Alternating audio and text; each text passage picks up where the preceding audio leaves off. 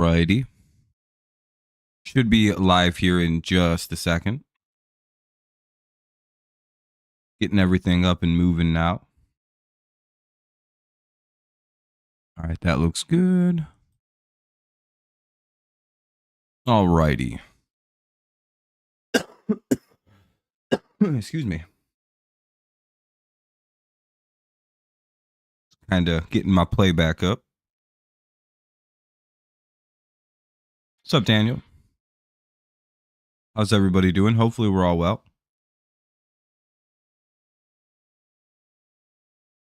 Skip that. Not much, chilling. Getting everything ready to go.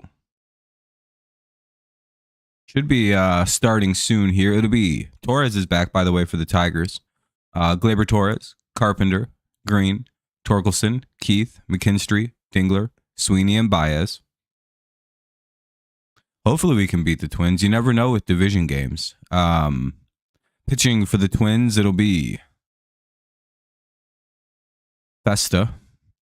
Twins batting will be Wallner, Castro, Correa, Larnack, Buxton, Jullen, France, Gasper, and Vasquez. Pitching for the Tigers is Reese Olson. What's up, Jacob? How's it going?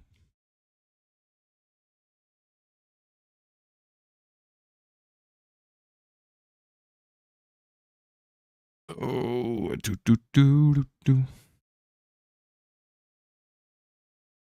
There we go.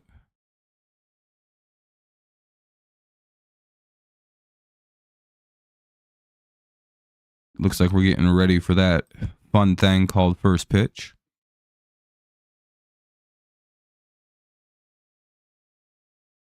Green. Or Torres. Carpenter and Green. Ball 1 to Gleyber.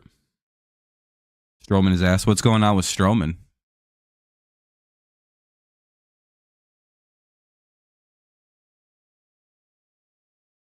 Yeah, thank you for watching. I appreciate it. Good looking out. Swing and strike 1.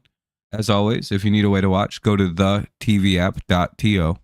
TheTVapp.to. Thetvapp.to. Good usable site. Damn it, Torres grounded out. Oh no, never mind, he flew out.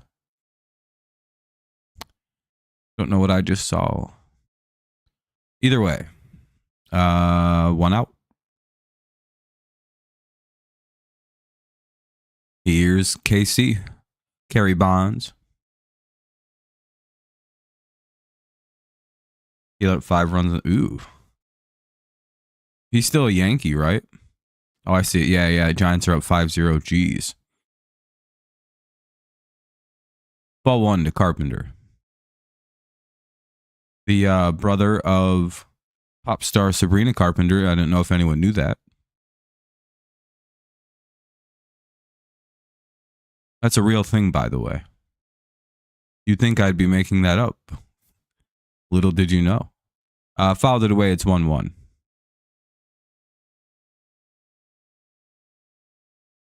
Let's see if we can get something going early here. Oh, the Twins are in their color rush or whatever. City Connect, rather, not color rush. Looks like that'll be ball 2. Hopefully everyone's had a good day. Just, chilled out. It's been a pretty nice day, too. Pretty good weather. 2-1. Torres is back. I don't know who left. Damn. Another fly out there to center field. 2 away. Here's Riley Green. 2 down. Top of the first.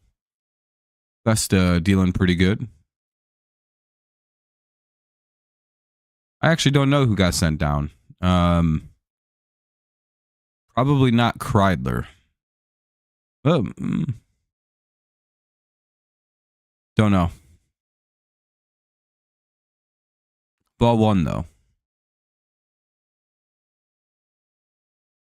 I'm sure there's a way I could look.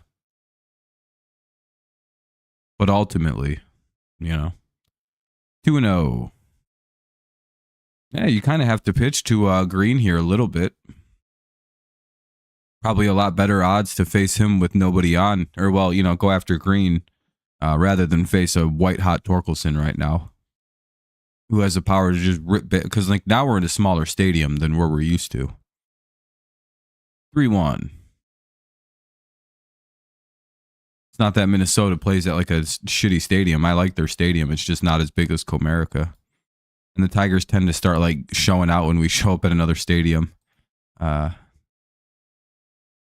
We hit a lot more homers on the road. 2-2. Well, 3-2. And that's not really rare. I think that's been like a thing for forever. Brewer Hicken was optioned. Oh. Oh, yeah, that guy that never really played much. Or ever. They just keep playing Ryan Kreidler. You know, it sucks, though, because now that Torres is back, that means McKinstry's going to play every day in the outfield. And the only reason that sucks is because McKinstry's so bad at fielding fly balls.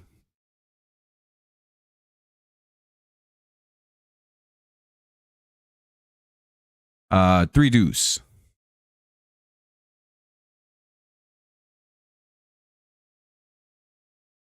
Ah, damn it. Grounds out to the pitcher. That'll end the inning. We'll head to the bottom of the first. Wallner, Castro. Oh, fucking Castro. And Correa due up here in the bottom of the first. The Twins will send Wallner, Castro the trader, Correa, Larnach, Buxton, Julian, France, Gasper, and Vasquez. Mid-ad fucking Willie Castro, dude. I'm so sick of that guy.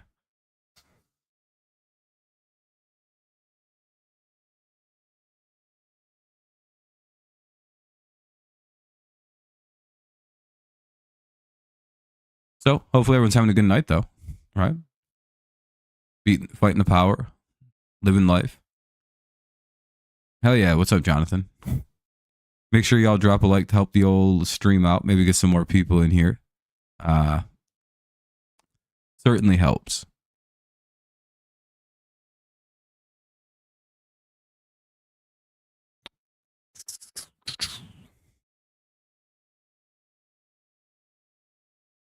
$10 likes? Ah, that's pretty good. 9? Oh, we're up at 11, actually. Sheesh, thank you guys. I appreciate it. We have Reese Olson pitching tonight. He's been pretty good this year, outside of that start for against the Dodgers, which is pretty much the story for everyone. Like, everyone's been pretty good, except for that Dodgers game. That was pretty ugly. Other than that, though, we've been good. We have 2 losses.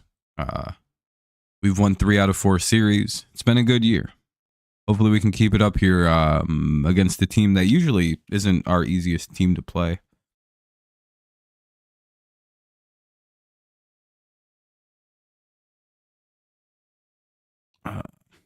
In my opinion. I don't know. Twins always get us our trouble. The ass keys are getting their asses kicked by the Giants. I thought you were a Yankees fan.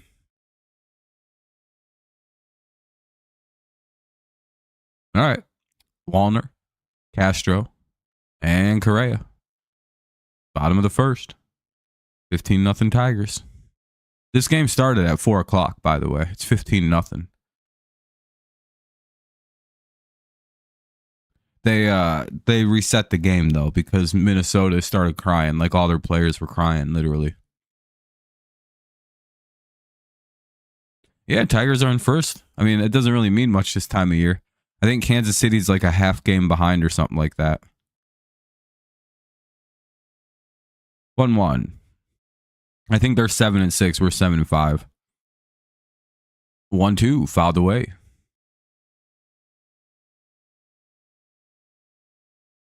Do.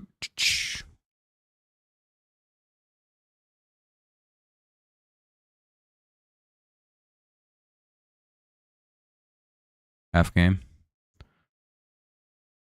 Yeah. Well, that's about half game. It's always a bummer when that loss is keeping you from being in first. It's like, damn it. Got 35 wins. How many losses? And Matt Wallner strikes out on a foul tip. I swear his name used to not be Matt. Is there another Wallner in the MLB? 3. Yeah, 35-3 is a really good record. I swear there's a guy named Jesse Wallner that exists. Am I right? Am I crazy? That's 2 of them, right? There's 2 guys with that name, with Wallner. Ball 1.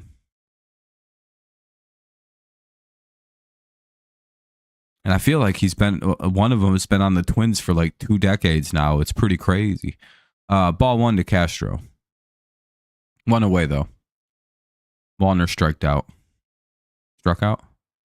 Castro grounds out. I should know how to say that. To the first. Sweeney throws over to first. 2 away. Here's Carlos Correa. A guy a lot of us wanted to join the Tigers.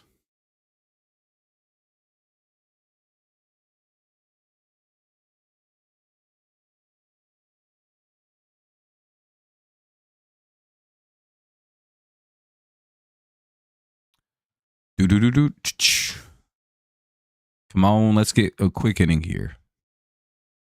Ball 1, misses low.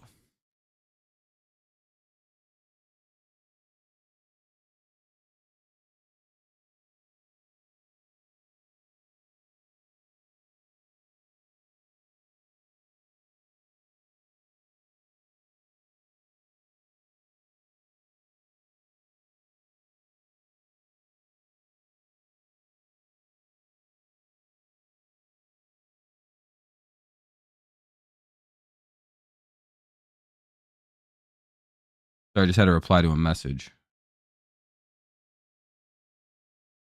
It's on Apple TV tonight, right?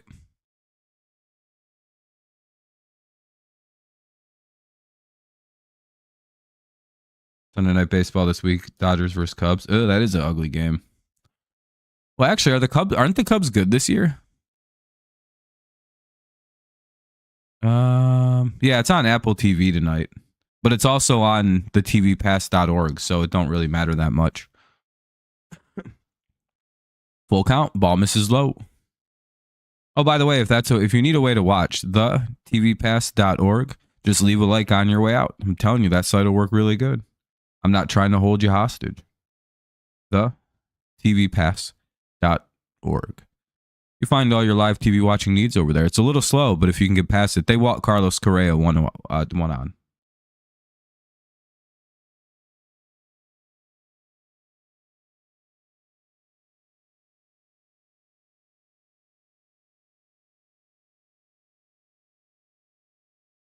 It's on Apple TV tonight.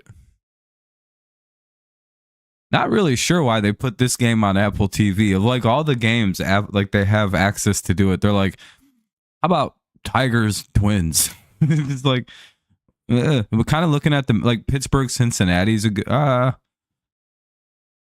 be fair, actually, you know what? This probably is the best one. Ball 1. Plus, there's like a little bit of tension here between these 2 teams, right? Fouled away. Because as good as the Tigers' year was last year at the end of the year, the Tigers' historic run, Minnesota had a damn near historic collapse themselves. It was arguably one of the worst I've like ever seen. Maybe in recent memory, because I've never seen a team. They had like 90 wins, or like they had like 85 wins when we had like 63, it felt like. And I don't know what happened. All of a sudden, we passed them very quickly. It was one of the crazier things I'd ever seen. The only reason we make the playoffs simultaneously with that run is because Minnesota blew themselves up at the end of the year. It was fascinating. That's like the quiet part of the Tigers run that not a lot of people really talk about. There's a lot of credit given to the Tigers for what they pulled off, and rightfully so. 31-13 down the stretch. Unbelievable baseball. We've never seen a team do what they actually pulled off. However, a lot of it is because most situations like the Tigers don't run into a Minnesota level collapse. Like the Twins, did they not make the playoffs? Yeah, they didn't. They blew it. They just like the Tigers and the Twins switched spots, and it was the craziest thing I'd ever really seen. So there should be a little bit of tension in this game, and it feels like there kind of is. Because again, one team kind of took the other team's spot. And I guess that's why you could see like the Apple TV spot for this game. I guess I get it. Because I was trying to think of like, why the hell would they put this game on for Apple TV?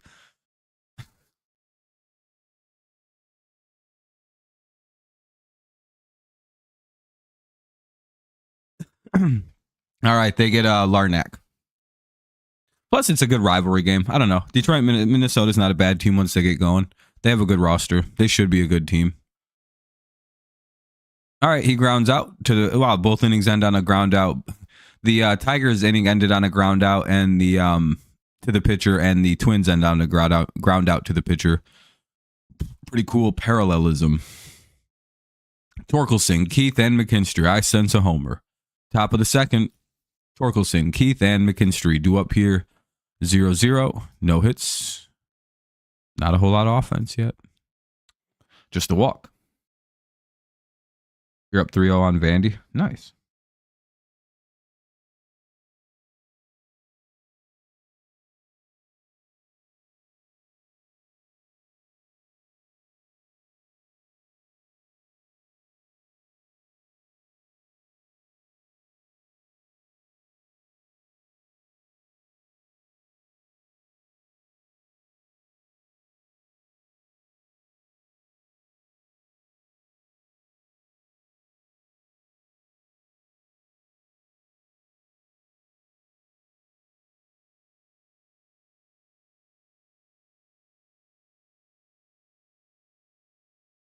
All right, sorry, just Evan to reply to stuff, deal with stuff. I'm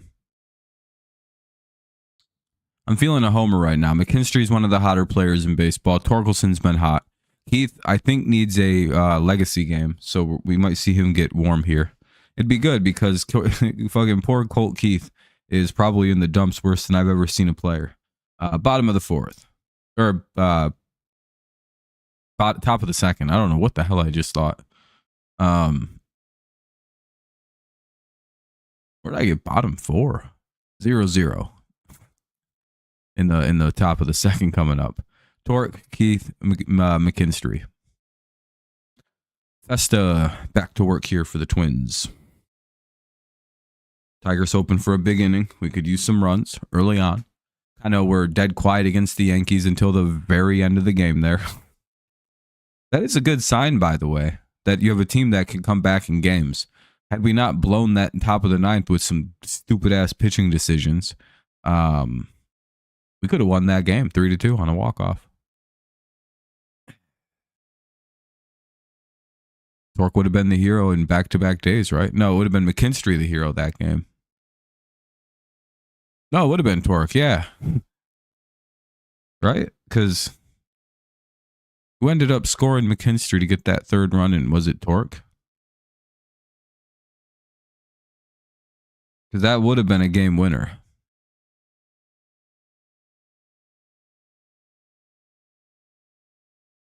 Just something to think about. Anyway, it's 1-1. Vanderbilt teams are never good. Vanderbilt teams are very good at baseball. 1-2. They're like a baseball powerhouse to some extent. Actually. Like, if you want your kids to go pro and like Vanderbilt University calls, like, yeah, that's a good spot you want to put your kids in for college. Like, they'll probably go pro if they go there. And Torkelson strikes out to 1 away. Yeah. Here's Colt Keith. I was just kidding about Torque being the guy to hit a home run. I was actually thinking it's Colt Keith. Watch this shit. I don't even gotta look. I can just look away. Don't even care. I would be like, I know what's about to happen. But yeah, Vanderbilt isn't really a sports school. I don't really know what they do at Vanderbilt. Engineering? Business?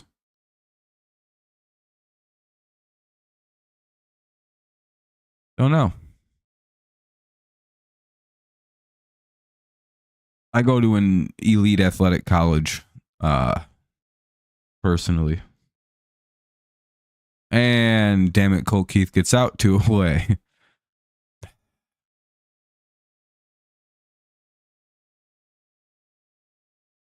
Yeah, he's man, Keith, I don't know. wasn't a terrible AB.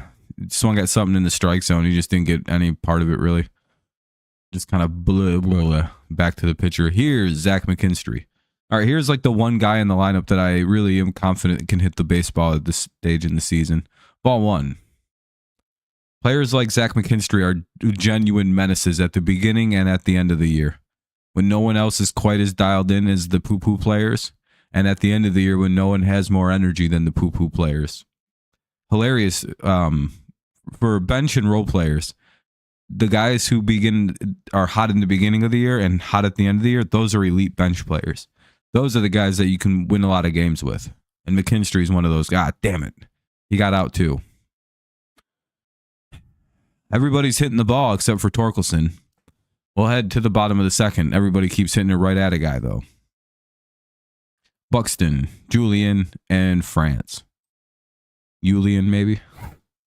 You never know. Buxton, Julian, and France. Bottom of the second. Tigers go very quickly.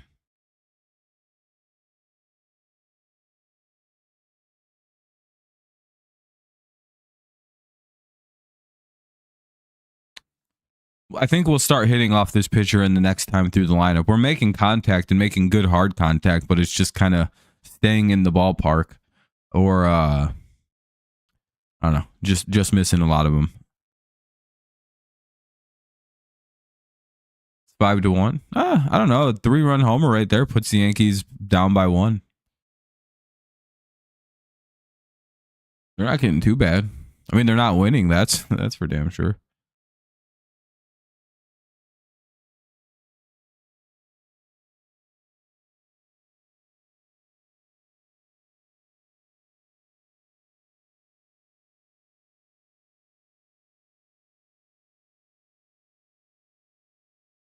What's up, Jake?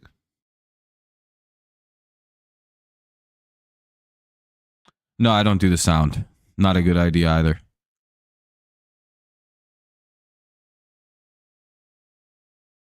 If you need a way to watch Jam, go to the tvApp.to. TheTVApp.to. The tvApp.to. And just watch the game that way. Just leave a like and help my stream out on your way out if you go over there. I'm not putting the link into Google so they can get it. So it's a little slow, but I mean it's not that bad. It's like any stream. It works. Yeah, that's the best part of the TV app. It's just some. I don't know where .to is from, but apparently they don't have very many laws over there. So pretty cool.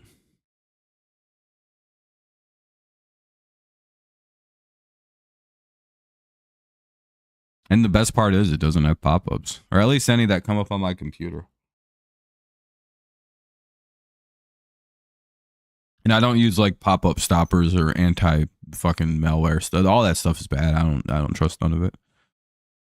I just don't click on sketchy shit and we're all good to go. Plus, I think Windows has like built-in like stuff, so you're pretty much always good. So.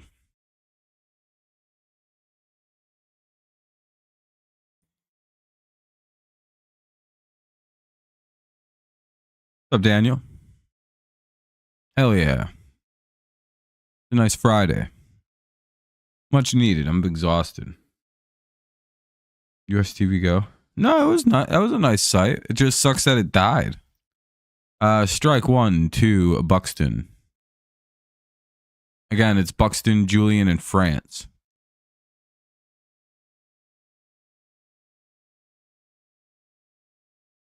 Ball 1. Un for Mr. Buxton. One of the more terrifying bats in the lineup. Pretty much one of their main threatening bats in the lineup. The rest of this shit ain't so bad. It's just when this guy's up, it's a nightmare. Swing in strike 2. No, who's the guy who's a pro? Where's Royce Lewis? Did he quit baseball or is he hurt again? Yeah, I appreciate it, man. You're looking out, Jam. I appreciate it. Yeah, Jam's like, he wasn't even kidding. That's literally, this is a great website. What the fuck? Glad it works. Outside ball 2.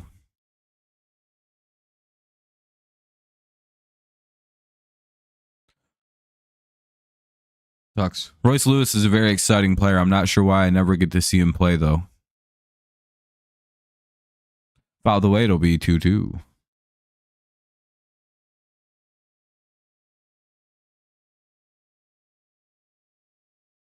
Is he close to playing at least?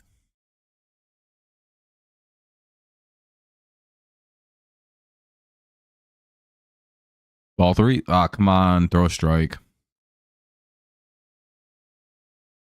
Up and away.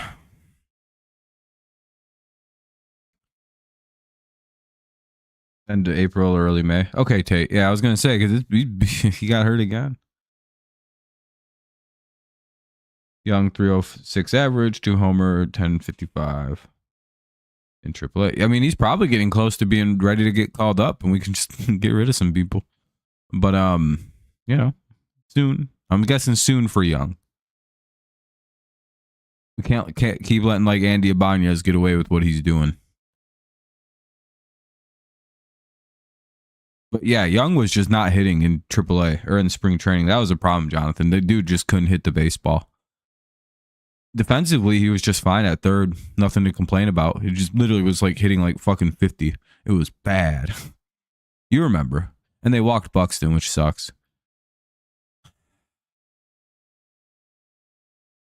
Ball 1. Swing and strike 1. Runner at first, nobody out.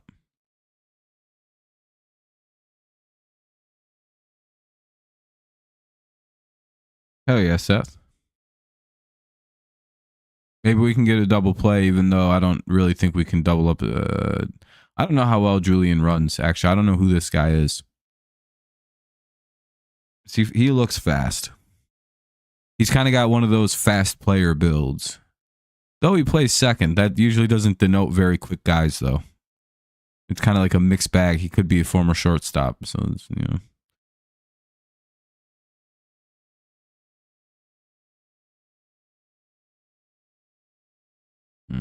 Ball 2. 2-1. Young? Yeah, I would hope so. And we can't really just keep letting Andy Ibanez play baseball up here for too much longer. It's like, all right, we probably got to get rid of that guy. It would be, hey, strike 2. All right, 2-2 now. Even the count up. Even though I've always argued that an even count is 3-2. To me, in my head, the idea of an even count is this idea of the next pitch could get, damn, they let Buxton steal and they threw a ball. Damn, dude, this isn't going good. Reese Olson's choking. Choking to mid right now. Throw strikes. The one way you can win. Fucking loser. By throwing a strike. But Buxton does steal second base. But the count's now 3-2. Nobody out. Runner in scoring position. Well, that was a really late throw by Dingler. I don't know what he was waiting for. By the way, counter remained 3-2. Well, our double play is now out of the picture. And that's a bit of a bummer. Actually, that wasn't that bad of a throw by Dingler. Buxton is just really fast.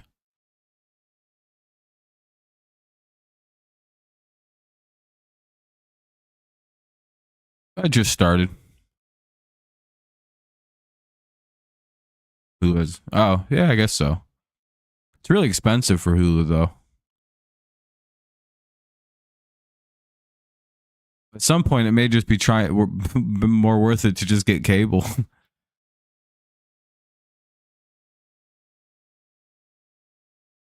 Than pay like that crazy fee that might be going on with like with Hulu. Because maybe you could even get like a bunt. Hey, there we go. They struck out Julian. That's nice. 1 away. Runner at second. Now up. Tie France. Maybe we can get a pop out here or some shit. Nice little quick little foul out or something. Ground out to the left side.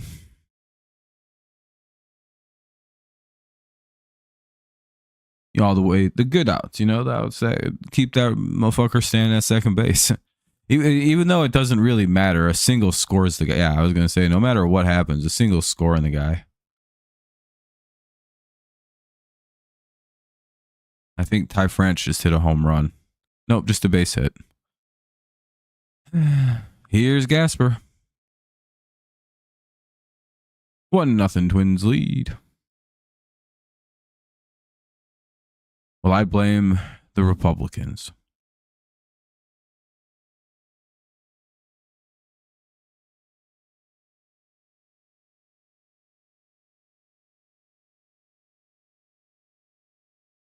All right, well, called strike one here to Gasper. 1-0 Twins lead, bottom two.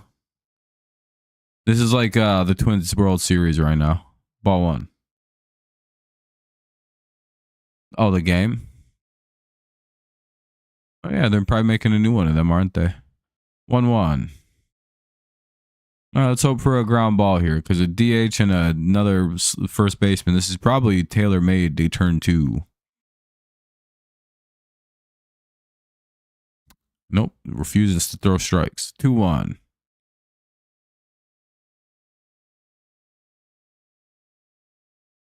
Now he has to throw a very easy to hit pitch, and now our double play opportunity feels like it's not going to happen.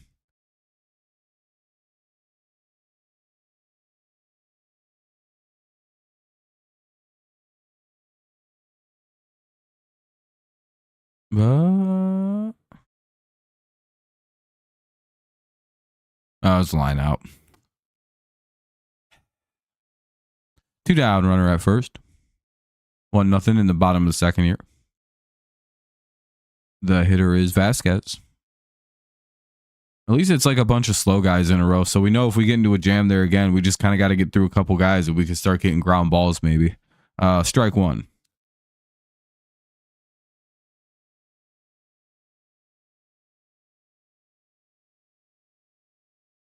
Yeah, a lot of people like college football 25. I'm sure 26 will be a little better. Now that they got kind of like a base engine they can actually build off of and kind of focus on other things. 0-2. What's up, Boston? Are you truly the best at football?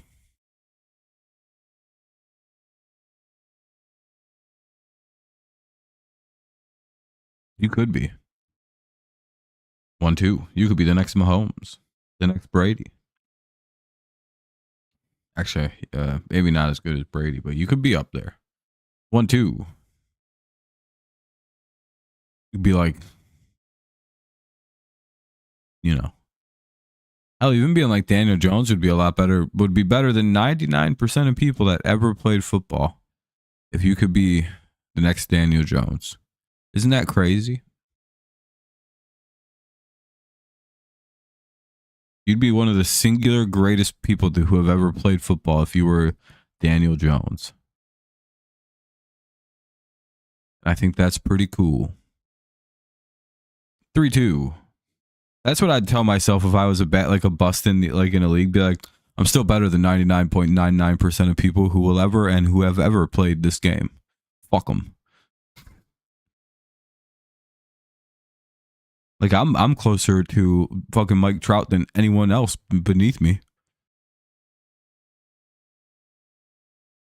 If I went to a rec yard and just played some guys in some slow pitch softball, I'd literally destroy everything.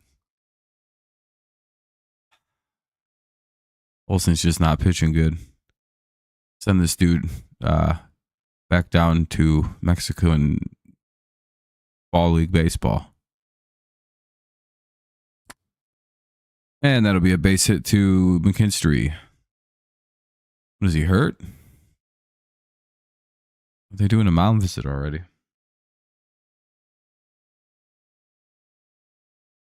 Dodgers have higher in MLB.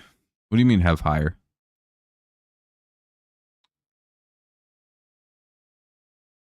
Mound visits are the worst. Genuinely don't like them.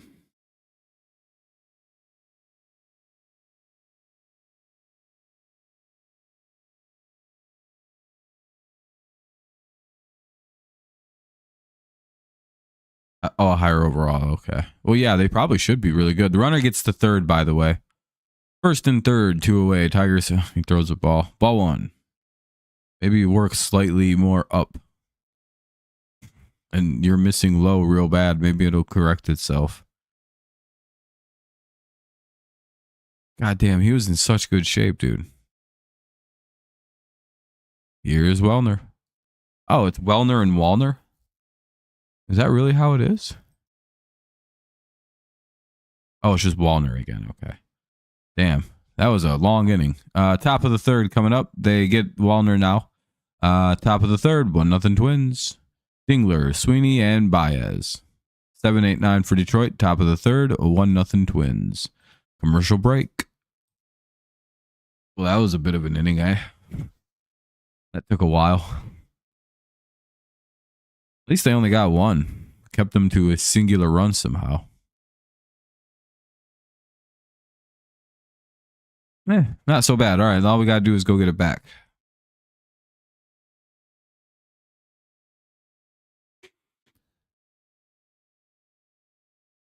I don't know if we're going to on the first time through the lineup, though.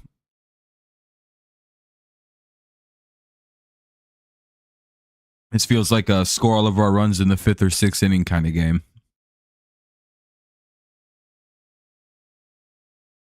Anyway, top of the third, 7-8-9 for Detroit. Dingler, Sweeney, and Baez. Playing third. Sweeney playing short. Dingler playing catcher. So weird that Baez just plays random positions now. He'll just be like, all right, we'll put our most expensive player as a utility guy. Thunder has 66 wins this season in Western Conference. They're winning the NBA Finals. They're going to get beat by the Pistons in 5 games, and it's going to be hilarious. The whole NBA is going to be rooting for the Pistons to win. It'll be a good time. But then the Pistons will be very bad again because they're going to blow their whole team up to get set Devin Booker for some reason. But hey, the prophecy will be complete finally. I'll have been right finally.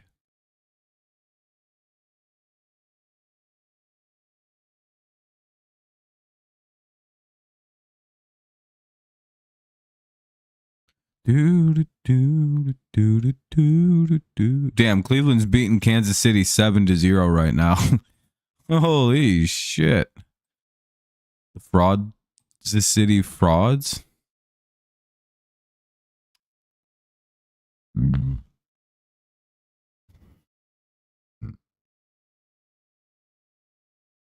Oh, hell yeah. There we go. Dingler comes right up and gets a hit. First pitch swinging. Gets a little base hit to Wallner. All right, one on. Nobody out. Here's Trey Sweeney. Time for a Sweeney bomb. I actually don't know if this guy can really hit home runs. I mean, he whaps the shit out of it every so often, though. He'll be like, no homer, no homer, no homer, 490-foot home run. I'm not that dramatic, but I think he did hit a home run that was like fucking 420 or some shit this year. It was a mammoth shot. And it seems like that's the only kind of home runs he hits. He doesn't hit these baby homers. He also just doesn't homer much.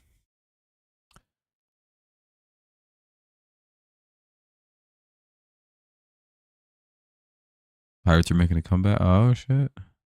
And Sweeney flies out on the first pitch, 1 away. Here's Hobby B. Hey, all right, guys, let's see what we got. Give one a ride.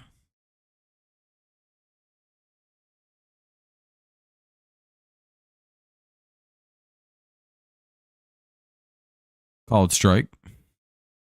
Baez not one to be much of a first pitch swinger.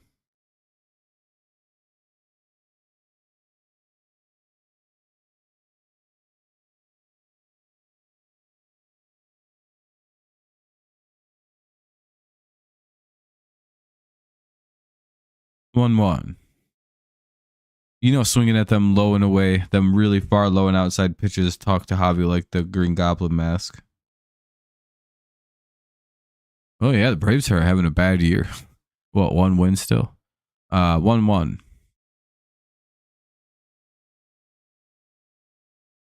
Getting their pockets rammed by the fucking Rays.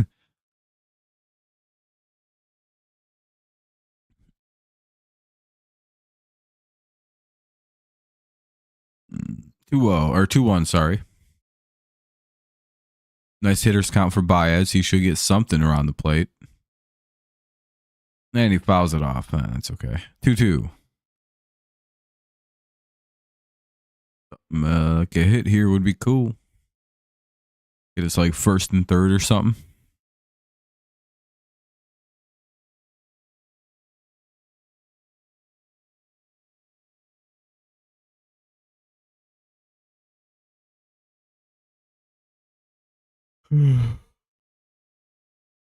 Fouled off another one. It'll remain 2-2.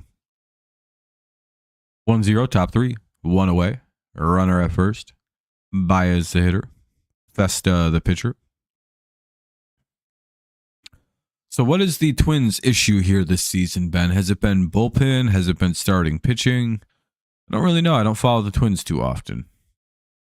Feels like we never play them much in the division because we always play them all at once, like right in the middle of the year. Then we never play them again. It's just like, so I never really know what the Twins' issues are at any given moment. And they get Baez to chase a pitch a little bit outside, not in season form for Javi. Top of the order here, we'll see what Torres can do. Runner at first, 2 away. Blah.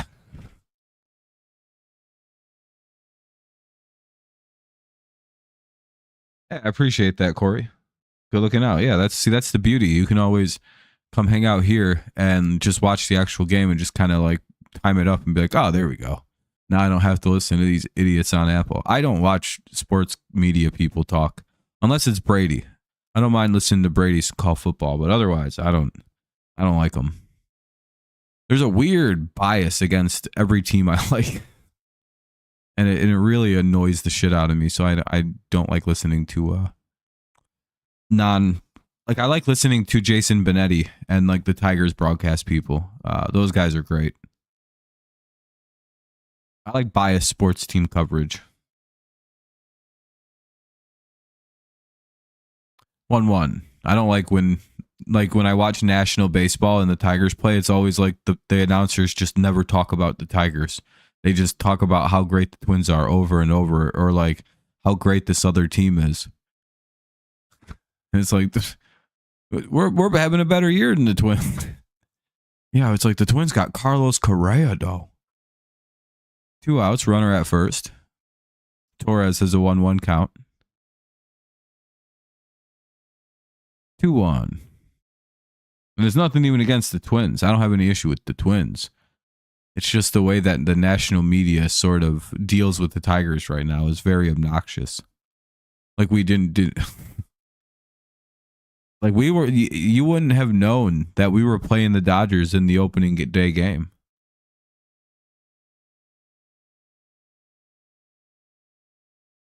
What's up, Tom?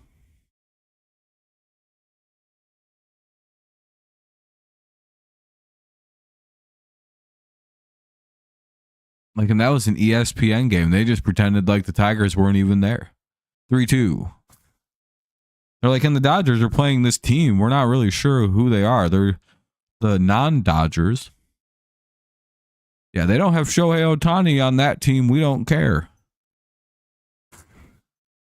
They have one player we like, Riley Green. And that's it. Hell yeah, Gleyber Torres walks. That's what we needed. Here's Kerry Carpenter. Time for a 3-run homer. Or at least a base hit to tie the game up. I don't even care for the home run, just a single. Come on, scary Kerry. They can't walk you. They don't want to deal with Green and or Torkelson with people on, so they're going to pitch to you. Please get a single. They will give you a single if you take it right here. But I know how Kerry Carpenter works. He's up here swinging. He's trying to put that ball over that right field wall right now. That's his point in the lineup, I suppose. He's not really here to hit singles. I mean, he is, but like, you know, not really.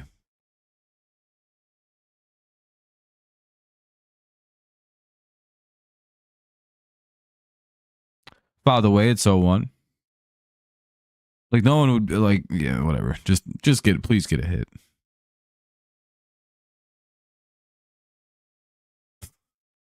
The pitch was fouled away. Oh, yeah, I already said that. It's 0-1. 2 on, 2 out. My favorite kind of ball way inside. They go for a back pick. Nothing going. Back pick is, I believe a back pick is when the catcher tries to get you, pick you off after a pitch has been thrown. That's always what I've referred to as a back pick. Is that correct? If not, I've been calling that move the wrong thing. I know it's just a pickoff attempt in a scorebook from the catcher, but I believe it's called a back pick because you're throwing usually behind like the back of the batter or whatever. That's how, or like behind the back of the runner or something like that. It's like a weird. Jake Rogers picks people off all the time like that. He's very good at it. And they, oof. I hope that hit him in the arm and not anywhere near the head. That'll load the bases though for Riley Green. 2 on, bases loaded, or 2 out, bases loaded. We'll see what Riley Green can do to avenge his partner who got struck by a pitch. Let's see where this is at. Hold on a minute.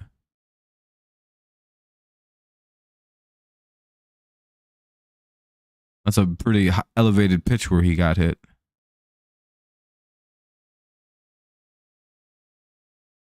Oh, okay, never mind. He just lost it. All right, never mind. Okay, he's good. Never mind. He lost it. I was just making like it just hit him in the elbow. It hit him like literally right in the elbow guard. It looks like it just slipped out of his hand. I was like, dude. I'm like, oh, that's why they wear that right specifically right there. That's why that specific piece of material is worn. And you know that's all Kerry Carpenter was thinking. He's like, oh, thank God I'm wearing an elbow protector. That'd have broke my fucking elbow.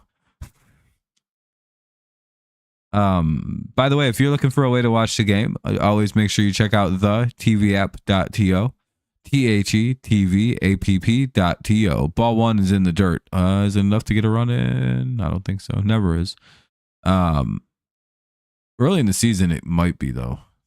No? Okay. 1-0 for Riley Green.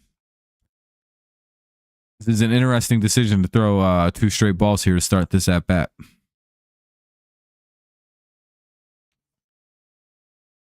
But yeah, if you need a way to watch, that website works fairly. Oh, hold on a second. My chat stopped sending updates. Hold on. Exactly. Thank you. Happiness and peace. They are Minnesota biased. I'm a lifelong Tigers fan. Royals owned like usual. Hell yeah, Max. I seen that. India has had 3 errors. Holy shit. Hey, what's up, Wade? Your sister and her friend are going to the game tomorrow. Nice. 2-1. I hope the Yankees keep losing. Yeah, we'll see. All right, there we go. It caught up. For some reason, my shit got weird. He tipped that last one for a foul ball. It's 2-1. Sorry about missing everyone's chit chats. It wasn't on purpose. Damn, dude. Green just got out. Useless. Unclutch. Just grounded out. Damn, dude. Castro, Correa, and Larnack. I just thought no one was talking. I was like, geez. But yeah, you guys killed the Royals, Max. Like it wasn't even a game. Fraud ass team, for real. Castro, Correa, Larnack here in the bottom of the 3rd. Twins lead 1-0. Tigers offense looks a little cold. Not a great sign. Yeah, that wasn't great. Lyle Green can't even get runs. We needed just a single. Bobby Witt and a bunch of nobodies. That's basically what it is, Max. We could pretend like Pasquantino's. Well, Pasquantino's okay. When he's hitting home runs. What's up, Morgan? Nice to see you, man. How you been? What's up, Arminian? I don't think it's Harold Castro. This one's Willie Castro. Harold Castro, the hero. I don't know. I'll never know what. I think he's like in the Colorado Rockies team. There's only one home run in the opening day. He's hitting like 150. Damn, I think that might be the end. Oh yeah, I'm trying to. I can't do every stream like usual, like other years, but as many as I can. Probably missed like 3 games. Nice to see you, man. Hope you've been good too. I've been great. Oh, Torres? Yeah, Torres came back today, I guess. We sent some outfielder guy we called up named Hickens. By the way, if you're looking for a way to watch, always check out the tvapp.to. THETVapp.to. I will remember Willie Castro. He was good as a rookie on the Tigers in the COVID year, and then he sucked every year since, but he's been pretty solid the rest of his career. Uh-oh. Braves trying to come back against the Rays. We hate to see it.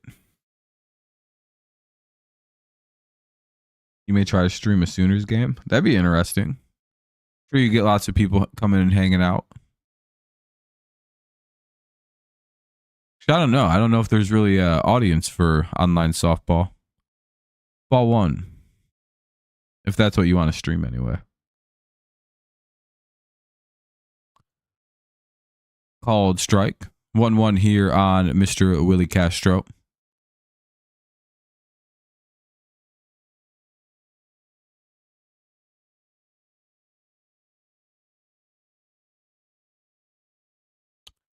Ball 2, 2-1.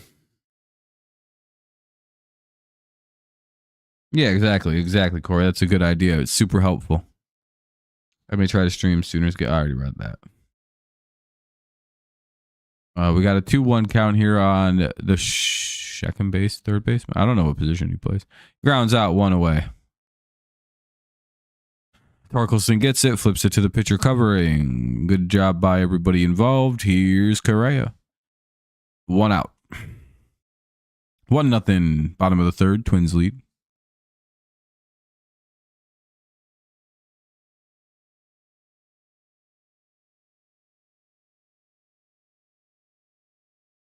Yeah, I think they'll be better than they were last year, but they're off to a really bad start again this year. They feel worse than last year, and I don't know how that's possible. Like, they're up 6-0 on the Red Sox. I feel like they're going to blow that fucking game. Ball 1. And, like, genuinely, I would be very unsurprised if that were to happen. You know what I mean? I'd be like, oh, dang, that's kind of not surprising, though, I suppose. 1-1.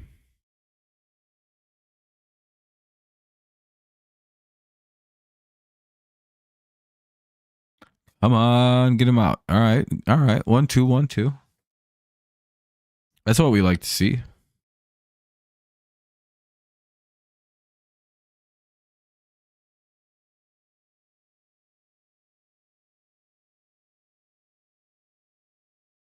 Two.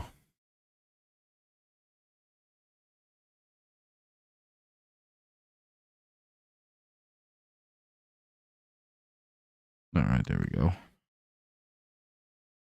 White Sox always lose. They have bad hitters, or just bad defense, or hilarious ways to lose a game. And Carlos Correa grounds out 2 away. All right, here's Larnack. All right, good start to the inning here. We get 2 quick ones. Let's see if we can close her out here. Get to the top of the 4th and score some runs.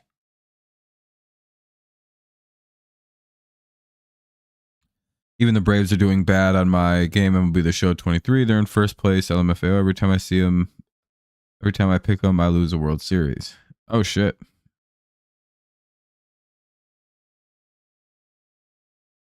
Yeah, the Braves being bad this year makes a little bit of sense. They're kind of like doing a little rebuild. And, of course, they get a base hit.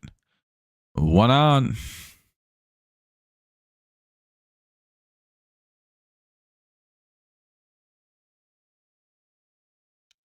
Until Kerry Carpenter gets a hold of a max. We'll be ready for your boy. We got something for Cade Smith. I keep telling you, we got something for Cade Smith this year, Max. I warned you about what we're going to do to Class A, and we did it.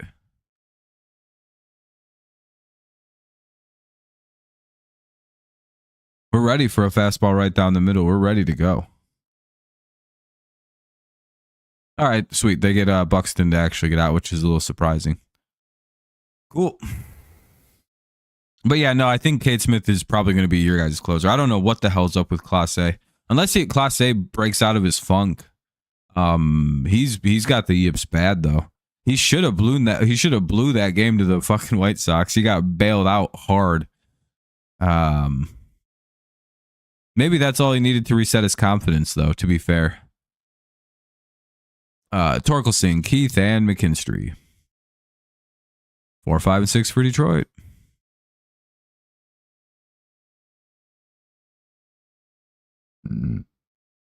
He's getting a little older too, right? I feel like he's been around for a little while, at least 5, 6 years. I played the Tigers on there last night on the show. Won the World Series in 24 and 26. Very realistic. Obviously, we missed a little bit in 24. Oh, Class A might be cooked. Damn, I can't believe Kerry Carpenter really ended him. What a great day in MLB history that was. He really just hasn't been the same. And like, I'm not even trying to be a shit talker. It's just objective. If you go look at the pre and post home run in the playoff from Kerry Carpenter, 2 different pitchers. He has not regained composure since Carpenter came out of nowhere and just swaddled a home run, very injured against him. What an all-time moment. And then that asshole had to hit a grand slam against us later in a series. You guys got Scooball back, though, so fair play, fair play. Yamamoto, he's getting better every time, too. Orioles and Blue Jays game. Oh, I'm sorry, Laura, that sucks.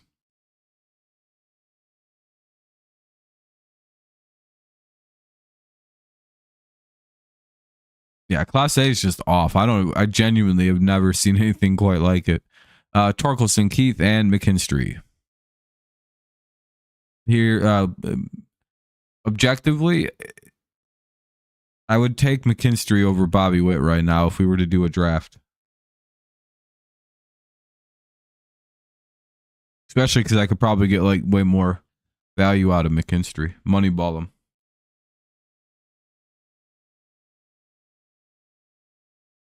Like, you know, you could just get both. Nah, I'd rather have McKinstry. It's like, it's not an either or. They don't even play the position. Why are you either oring this? McKinstry's like a DH or something at best. Like a second baseman.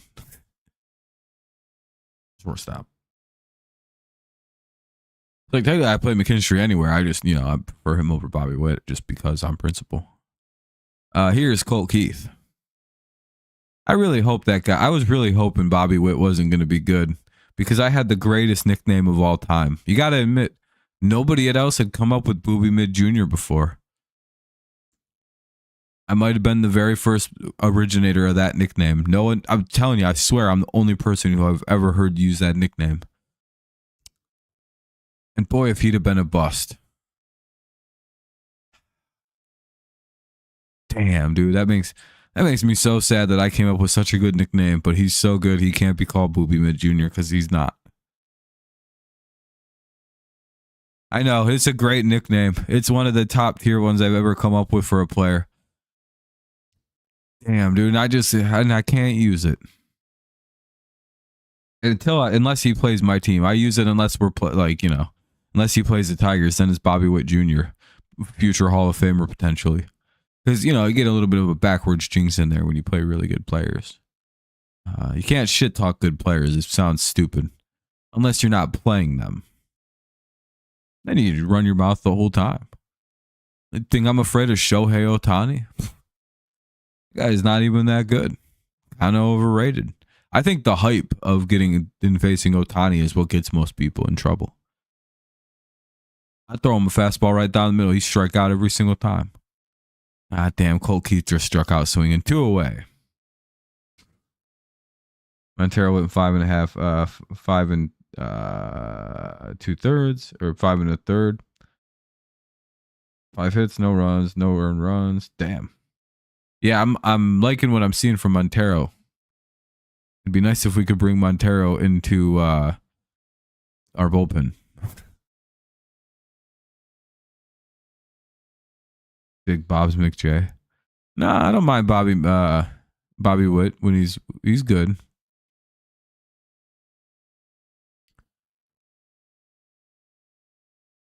Yeah, I've been saying we should send Keith to AAA.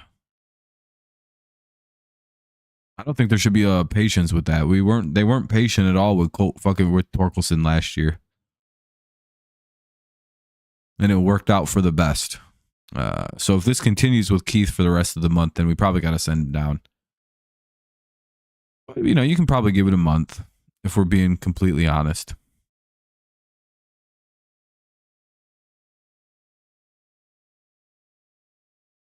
That's what I said, Max, but I'm wondering how they're going to blow that game, the White Sox.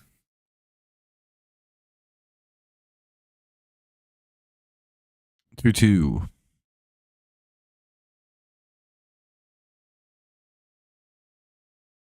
And again, the Dodgers signing everybody is often the fault of the Dodgers, or is not the fault of the Dodgers. It's often the fault of the teams that didn't re-sign their players who would have probably much preferred to stay on the teams that they were a part of. There's sort of a reality to that situation. In my little opinion, anyway. Like Freeman would have preferred never to leave the Dodgers, but anyway. Julian, France, and Gasper. 6, 7, 8.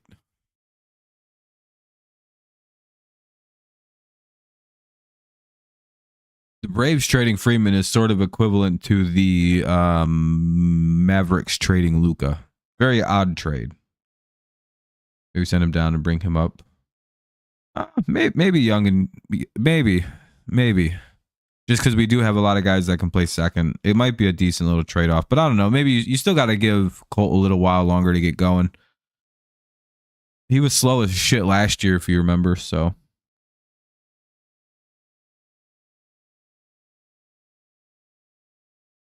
he's back to MVP form. Yeah, that is a very good draft spot to get him in fantasy baseball. But again, the question of if he stays healthy, I don't think, what has it been, 6 straight years with injuries with him? So yeah, as I've always said, one of the best players in the game when healthy, and one of the best players in the game whose stats have zero impact on how the game plays out. One of the most confusing players I think I've ever watched in baseball. Because again, he's clearly one of the best. I think.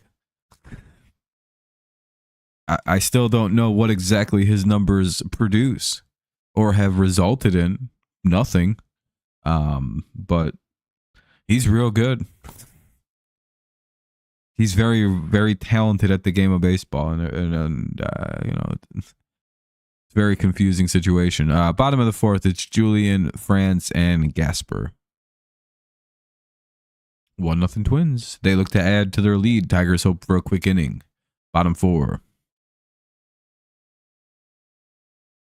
No one scored in that game. You almost drafted Santander over Teoscar. Thank God I didn't. Oscar is ranked 7th. Santander 340. Yeah, it's a good pickup.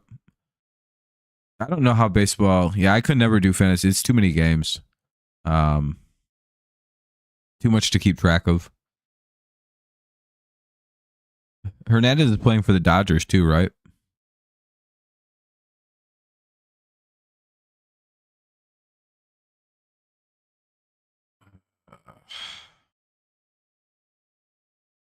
Yeah, I just don't care, Jonathan. It's way too early in the season to talk about sending guys down. It's just way too early, man. 1-1.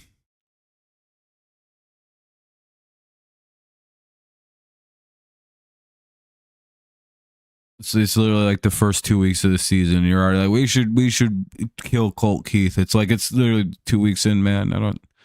I don't think anything's gonna happen. You gotta pump the brakes, Jonathan, or you're gonna stress yourself way out, way too hard. It's April 11th, man. I don't even care if we lose. We could lose this game. We could lose the next 10 games, and I wouldn't change emotionally. The only thing that would annoy me, ball one, is everybody crying like the season's over because we lost some games in April. It's the only thing that stresses me out about this time of year in baseball. You shouldn't be making any kind of serious assessment until like May gets going, roughly. Unless it's real bad. And Keith, I don't know, Keith will be fine. He's a slow starter. Bat doesn't look any different than last year. It is insane they let him go to the Dodgers. If we're already looking to make minor league moves in April, it's going to be a long year. Hey, let's hope for a double play. Now, if Keith was hitting like 50 or like less than 100 and hadn't reached base at all this year and wasn't getting... He's also been walked a ton, Colt Keith. What the fuck's his shit look like? Yeah, listen, he's got a... Listen to how crazy this disparity is. He's hitting 162 with a 583 OPS. What does that tell you? He's getting walked a lot for some reason. So again, he's not even getting good pitching. When he is able to hit, it's just dog shit pitching. And he also spent the entire offseason learning first base to be told, all right, no, you're going back to second. So there is, I do have a little bit of sympathy for Colt in that everything changed for him again.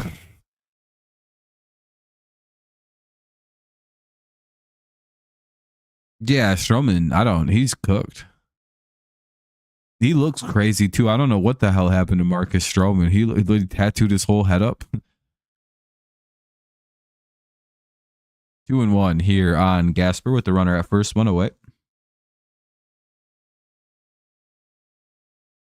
I'm not too sure what's going down with old Stroman. Can't be great though. Let's hope for a ground ball double play or something. To be fair, is he just losing speed? He is only fucking 5. He's like 5'8". That's the actual problem with Marcus Stroman.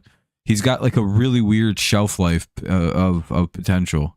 He might be just cooked because like a lot of his like power is going to come from like raw explosiveness that will inevitably fade as he gets older, because again he's not a very big man. I don't even know where the hell he's pulling 98.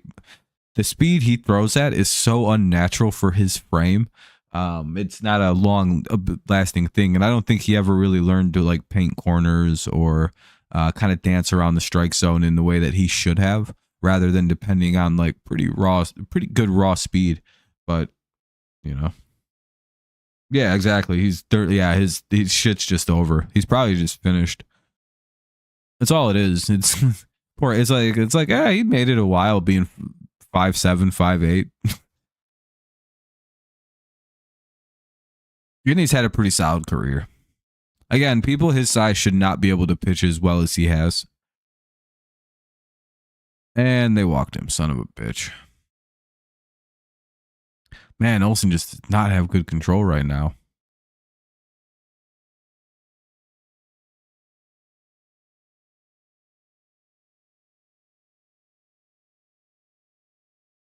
Three walks.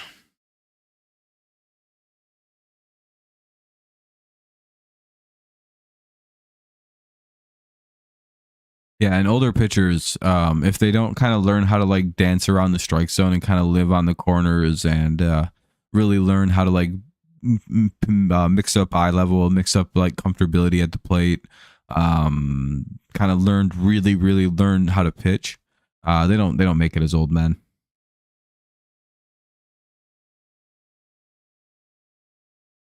Yeah, exactly. Only 6 pitchers have started under 5'10" have started games this century. Yeah, because most of them can't throw hard enough. It's just like a simple physics problem, which is crazy that Stroman was out there throwing near 100 at his size. He's a freak. Stroman definitely he won't be a Hall of Famer, but I believe he'll be nominated for the Hall of Fame, which will be pretty good for him. I personally don't think he did enough to get in, but I think he'll be nominated. Again, I don't, there's nothing to put him in there, but I believe he's worth a nomination simply because of again, he's a freak. No, he's not a Hall of Famer, not at all. He'll lose the immediate vote, but I think he'll be nominated. Reds win 5-3. Hey, good for the good for the Reds. Good for the Reds. But yeah, he's not a Hall of Famer. I think they'll nominate him, though. I think a writer will make the argument that his size is worth the nomination. Because again, they do consider player story as part of the thing. Again, Stroman's not supposed to have made it as a major leaguer. So that'll be taken into consideration. The fact that he played 12 plus years in the majors, very long career for a very little man. For his position size, he'll be nominated, but it won't go anywhere. Baseball's way too hard of a Hall of Fame to make. He has nothing really. Oh hell yeah, double play! Woohoo! Nice job by Hobby to get it down to second base. Torres flips it over to first. Let's head to the top of the fifth inning. This is your just do like the Tigers radio riff by Dickerson does. Dingler, Sweeney, Baez. Dingler, Sweeney, Baez here in the top of the fifth. I fucking hate them. Cry about it.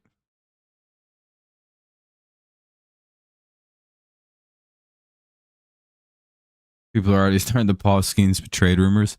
Yeah, I mean, that makes sense. I mean, I guess unless Pittsburgh becomes good. I mean, Toronto played Vlad.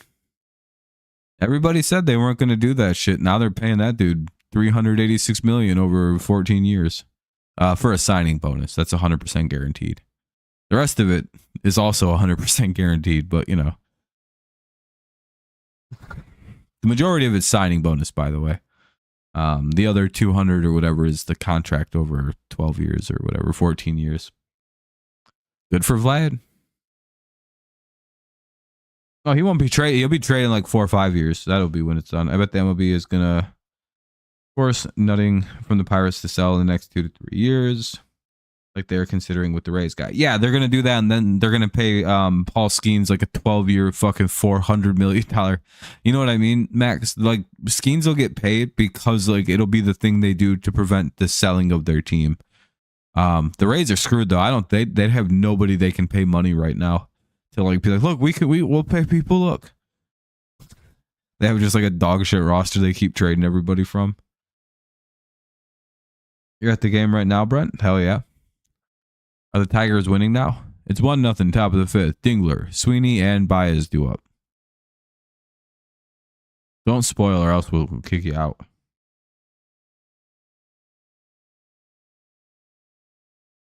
Yeah, and they signed Brent Rooker to that extension. Yeah, they spent a bunch of money because they got in trouble. But now also, Max, the A's got what they wanted. They're out of Vegas, or they're out of Oakland. They got the Vegas move. Now they're just spending money like crazy to rebuild their baseball team. They're like, oh shit, we let this get real fucking bad, didn't we? 0-1 to Dingler. Which is exactly what the White Sox are doing, by the way. White Sox are trying to shit their team up so bad they have to force sell it down to they're trying to get moved so they don't have to force sell it. And if they get the permission to move, then they'll blow money like crazy on that first year out. 1-1.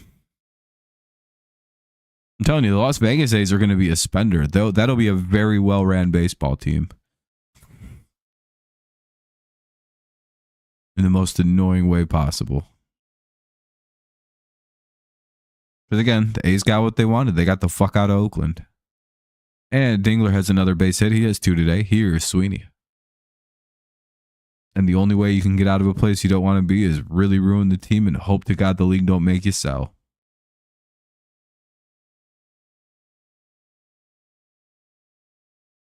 Feel for the people of Oakland. They lost all their sports teams. However, their sports owners were some of the worst, shittiest fucking owners in sports. Like every sport, too.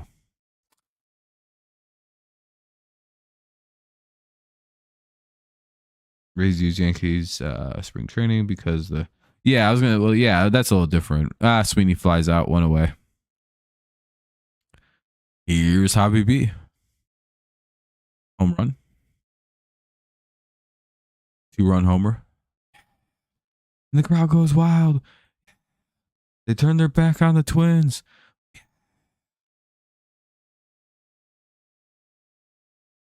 My friend used to be able to make a noise that sounded like I don't even know how he would do it, but like he'd make this weird like breathing noise, and it would sound exactly like the roar, like the sound of like distinct chatter in a crowd, the sound of cheering crowd. And it was like, it's like, damn, dude, how the hell can you sound like thousands of people cheering at one time? That's a pretty impressive talent. And that might have been one of his few only talents. It was pretty sweet.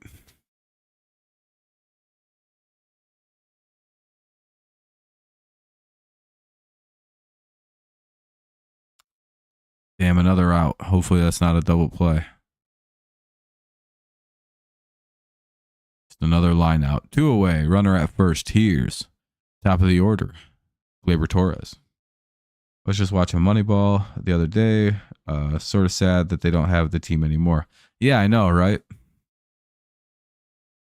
It's even more sad when you realize I'm pretty sure Billy Beane went from in like what 2003, 2002. He went over to the Red Sox.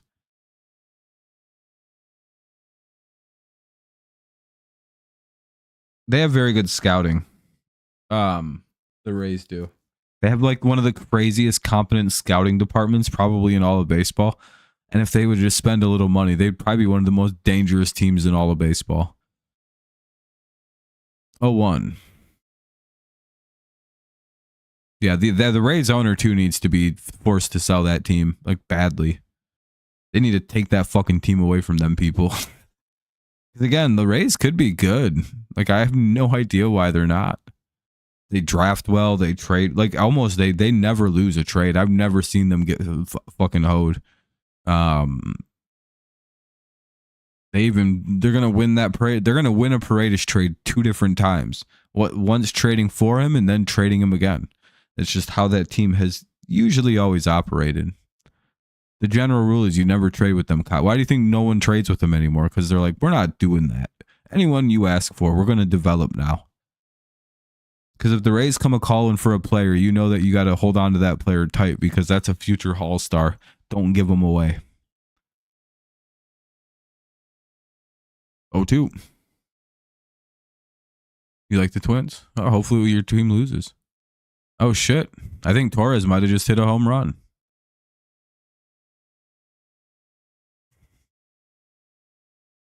Oh, never mind. I think it's just a double.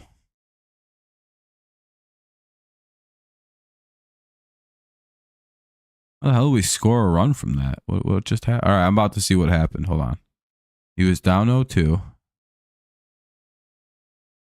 And then he just shoots a ball. All right, let's see. Guy comes up throwing to third. Oh, it was an error. Damn. They threw the ball into the dugout.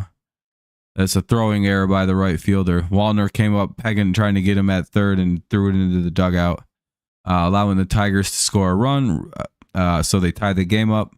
And because, they were down to second already, if the runner goes to third, Torres will be at third. Here's Kerry Carpenter, runner at third, 2 away. Top 5 tie game. Hell yeah, that's how you do it, boys. That's the easy way to tie it up. Exactly the way we planned it up.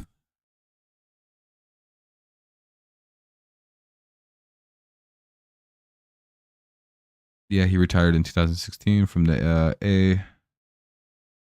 Sort of been downhill since then. Who, Billy Beane? He went back to I know he went back to the A's, right? Because he was with the Red Sox for a very long time. I think he was the architect of the 2004 and 7 teams that won the World Series. Oh, they're going to pull their pitcher already.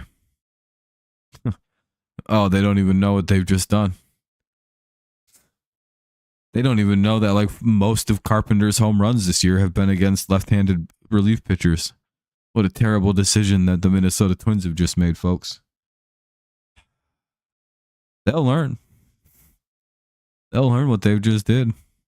Everybody's, oh no, it's Danny Colombe though. This guy's pretty good. This is a pretty good pitcher. He might get Carey here.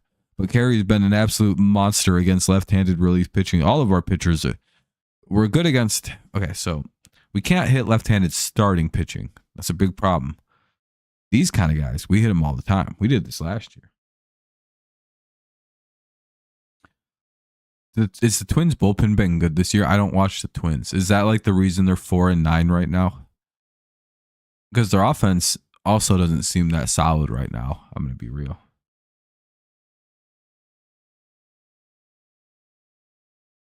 Yeah, I'm surprised they're bringing a lefty against Carey. It's also because Riley Green's also up too, so.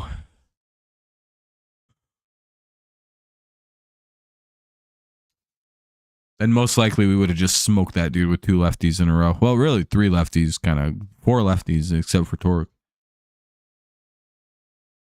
Jax has been blah. Okay. Called strike 1 to Carey. Hopefully we can maybe win this little lefty on lefty matchup. Colombe is in the game for the Twins here in the top of the 5th of a 1-1 game. Runner at third thanks to a bad error, throwing the ball into the dugout. Runner scored on that. Got the free base. Ball 1.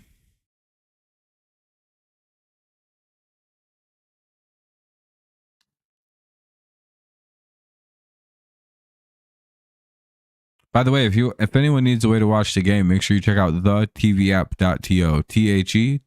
THETVAPP.to. Leave a like on your way out. I'd appreciate it. That's thetvApp.to. It works for live TV too. Just like, you know, random TV channels and shit. THETVAPP.to. I have no idea what time zone it's on. I can't help you there.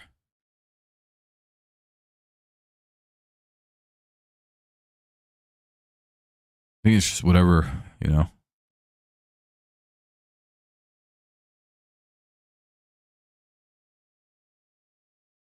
Yeah, it's probably Eastern or Central. It's probably Eastern it's based on.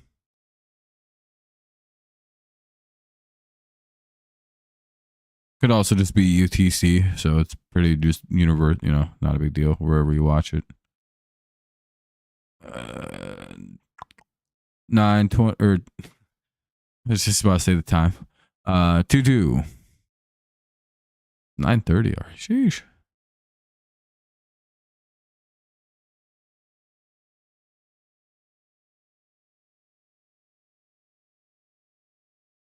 Carpenter battling, fouls another one off. It'll remain 2-2. Runner at third. 2 away. Carpenter fighting up here. Trying to get something. Trying to plate this other runner at third. Little flare hit gets the run in. Don't need much.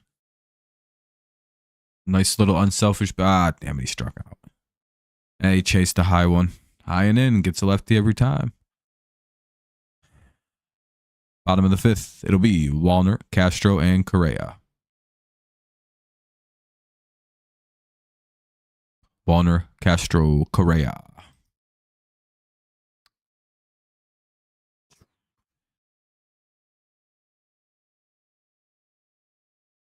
No, it probably doesn't. I just don't know how to, you know, there's probably some scheduling to it. I don't know. Not like that matters much. At least in my opinion. I don't know what it does or doesn't say or don't.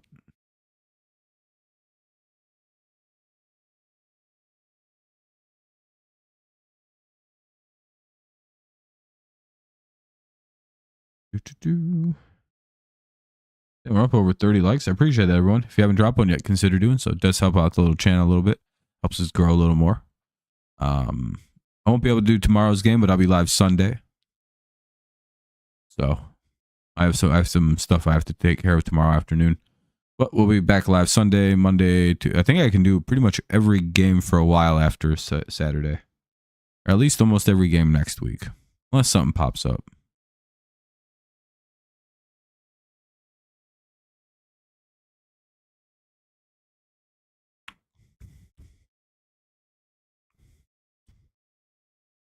Can't do every game, but I'll try to do as many as I can, which will be a lot. I'll end up doing a lot this year.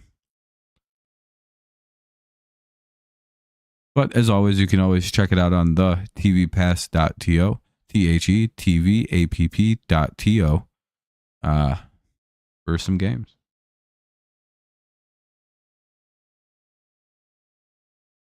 There's more just sports on there too, as you can see Seth won't stop talking about. Bottom of the fifth, Wallner, Castro, and Correa. Top of the order for the Twins here in the bottom of the fifth. 1-1. Hopefully we can get them real quick here and get to the top of the sixth. Let's get 3 pitches, 3 outs. Let's go. Come on now. Olsen back to work here in the bottom of the fifth. Nice pitch, fouled away.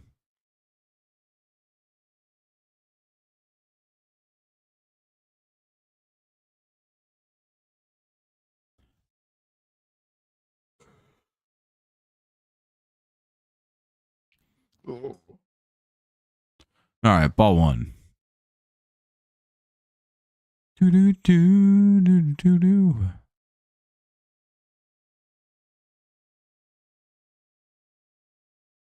Two and 1. Fuck. Oh, they hit him. And they hit Wallner. So runner will get to first. Nobody out. Don't like that. Here's Castro with 1 on, no one out.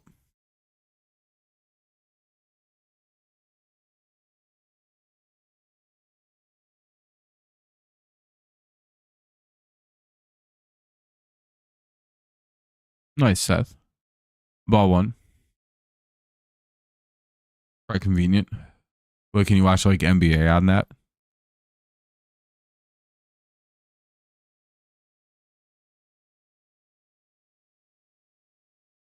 One.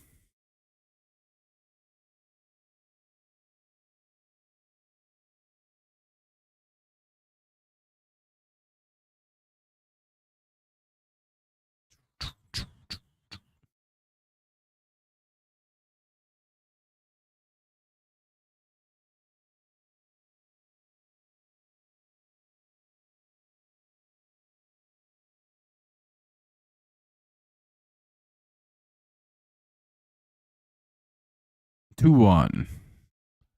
2-2 on a foul tip.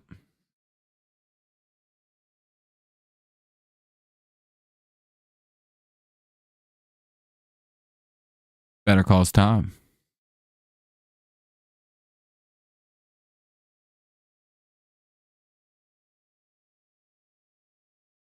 So if we get a nice double play. Actually, I don't know. Castro might be a little too quick to double up. He tends to run quite well. Yeah, ball 3. Fuck. Don't like that. Probably should have pulled Reese.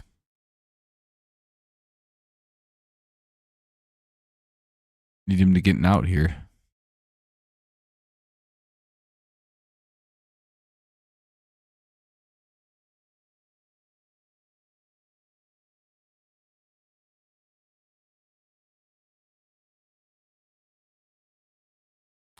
Damn, yeah. Reese is cooked. They got to get him out of there.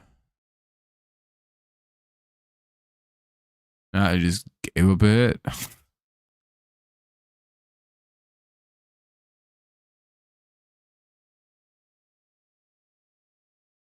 It better be a shallow flyer.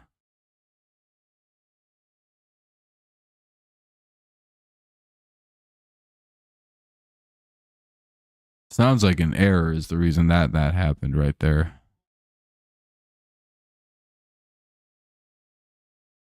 Oh, never mind. It was just the fucking BAPIP gods blessed it. Ball 1. Literally just a ball that floated into no man's land.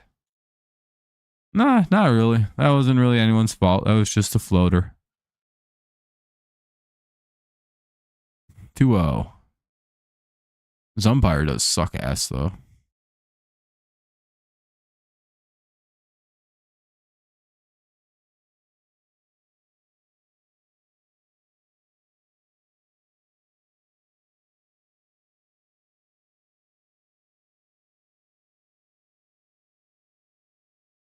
Throw strike.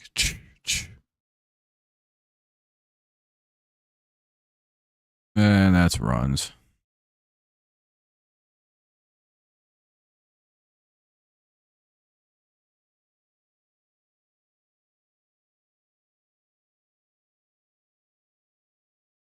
And that'll be a base hit. So it'll, yeah, they should pull him. It's time. Probably should have pulled him before. No, probably not. They're probably just going to let him keep going. I hope not.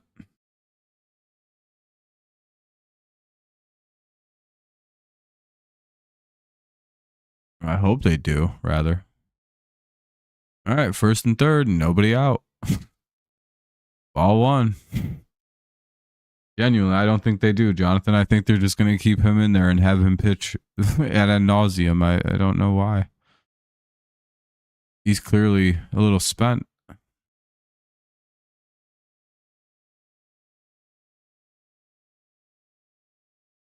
Called strike. I guess that makes over some of the bad called balls.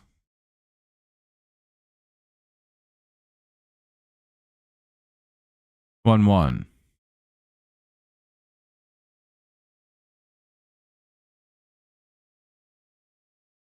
Swinging strike two. It's 1-2.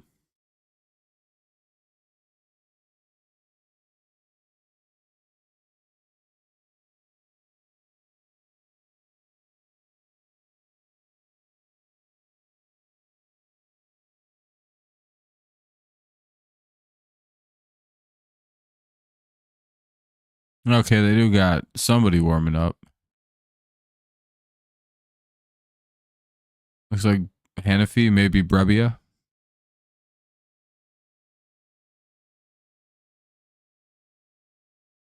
Larnack the hitter, though, with nobody out. Runners at the corners. 2-2 now. Oh, come on. Need you to throw some strikes here, Reese.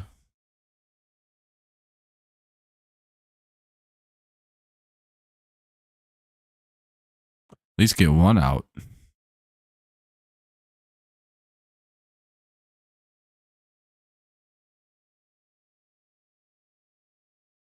Hey, they get him looking. One away. And I think that's going to be it for old Reese Olson tonight. Due up now is Byron Buxton. Not going so good, Jordan. It's not going so good. We're down 2-1 with runners at the corners and one away. Bottom of the fifth, 2-1. Twins lead. They want to expand their lead with a hit here.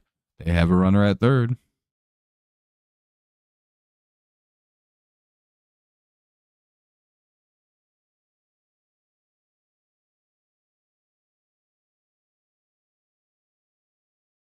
All right, there we go. Bum, bum, bum, bum.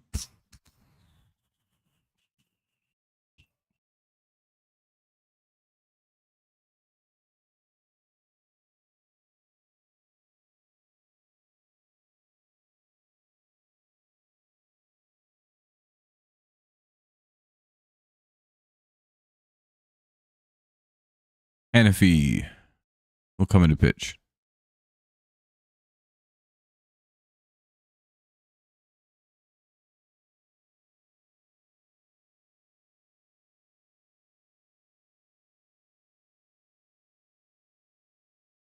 Bottom of the five, 2-1 Twins lead. They want to expand it with a hit here. Get that runner in from third. Tigers hoping to somehow prevent that with the strikeout, maybe a pop up in the infield, something where they don't have to get screwed here with that guy at third.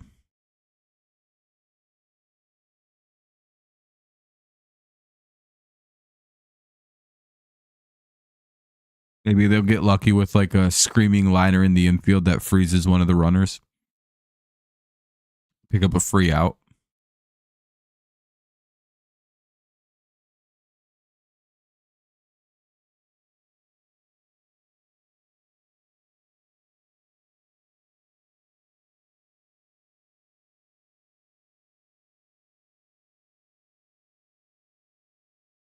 All right.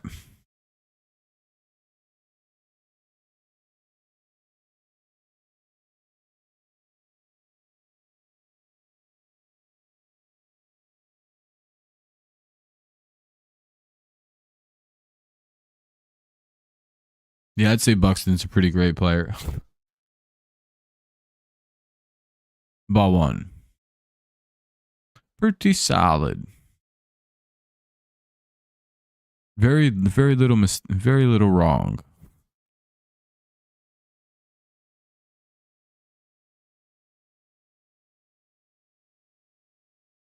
Called strike.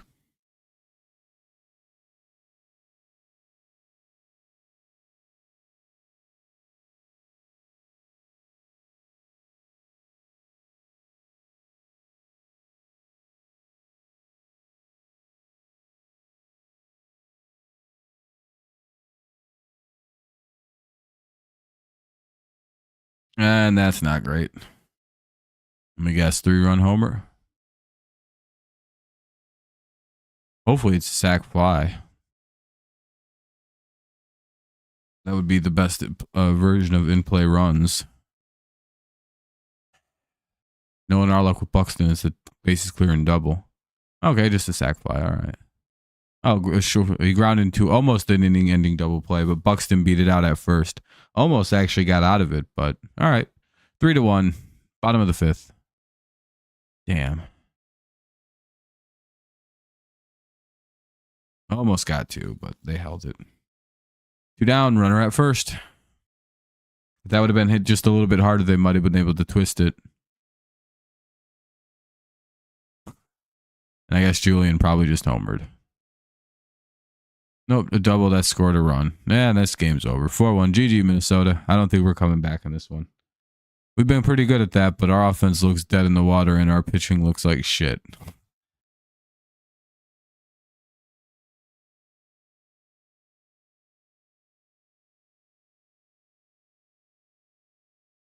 Plus, with the righty up, we got a guy playing right center for some reason. 0-1. Yeah, that's what I said, Seth. Mr. Bandwagon. Weren't you an Orioles fan like 3 days ago? Ball one.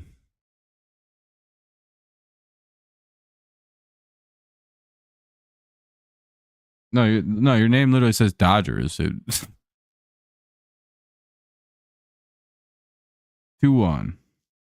Pretty sure you're a Dodgers fan, Seth. You forgot to change your name again. 2-1.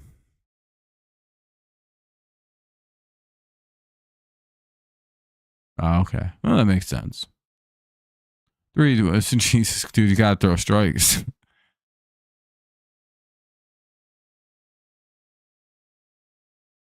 I guess we just want to stay in the fifth inning forever. 20-minute inning almost.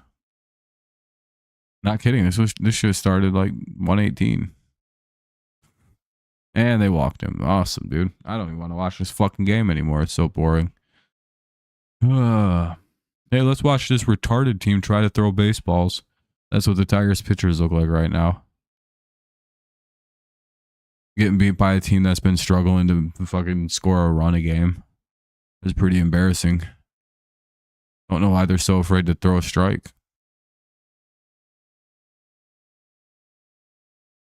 And another ball.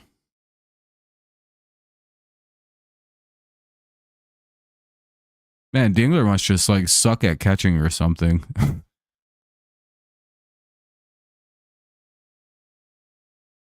And another ball.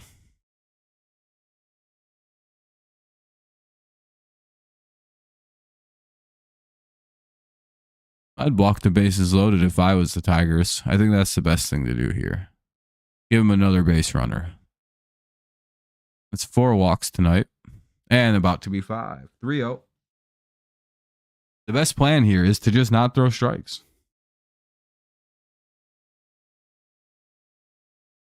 The way you win is by giving them more runs. So that way they put out a bad pitcher. So you can run up and score all your runs in the bottom of the game. See, he can throw strikes. He just wasn't doing it. I'm telling you, he's just not throwing strikes. Their game plan is to pitch around everybody. But listen, if we pitch around everybody and they chase, we'll win. But they're not chasing, coach. Just keep doing it.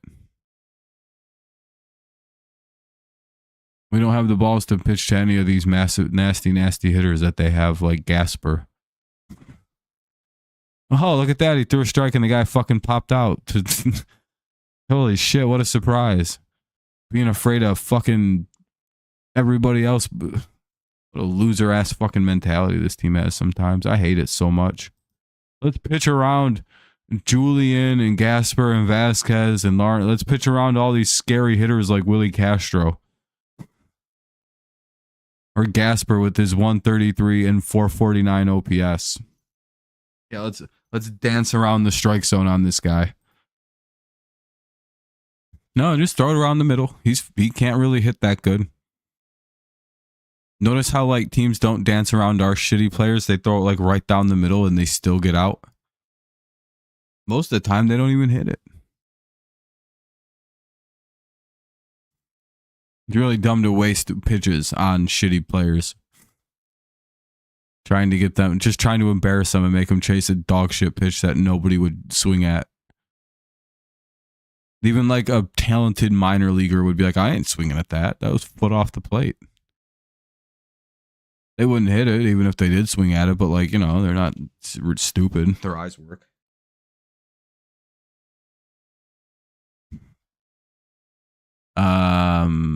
I can't see this guy's last name. Ugh, terrible pitching. Alcala's in now for Jorge Alcala. I think that's how you say his last name. Alcala is in to face Riley Green, Spencer Torkelson, and Colt Keith. But Twins, good job by the Twins offense. Tigers pitching was just miserably bad right there. They're afraid of strikes against a team that's struggling on offense. Yet they're throwing shit right down the middle at the Yankees all series, challenging guys like Judge, and they're like, bring it on.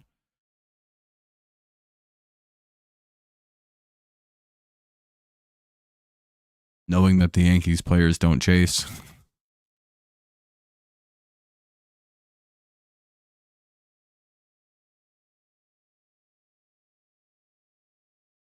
Anyway, top 6.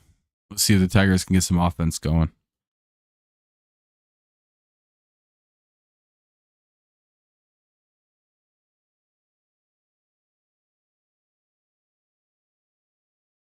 Do do do do do do do do do do do do.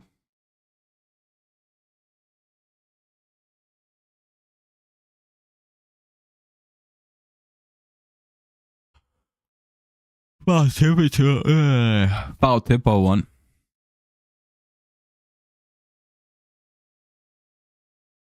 Getting hit with the yawn there sucked. Excuse me. Ball 1. 1-1. Yeah, you're annoying, Seth. I don't really take your criticisms of anything serious because you're a bandwagoner. 1-1. Just so you're aware. I've already made this very clear with you. I don't much care for your analysis of things. I don't respect bandwagon fans' opinions. I respect them enough that they just choose the best team and become a fan of them, or whoever might be winning in a particular game. And that's how your fandom works. And I find that very funny, but I don't respect it.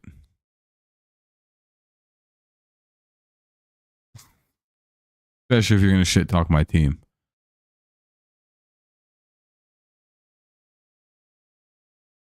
Fans of the Tigers can do that. You're a Twins fan. You're not welcome to talk about my team without receiving, some shit back in your way. I have a feeling, though, if the Tigers were winning, you'd be rooting for the Tigers in this game.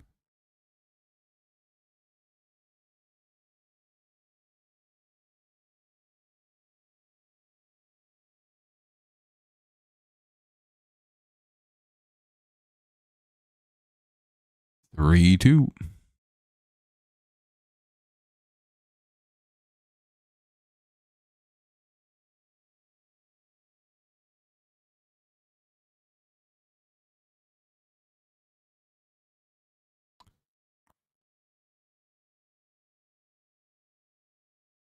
Well, hopefully Green does something with this at bat. He fouls another pitch away.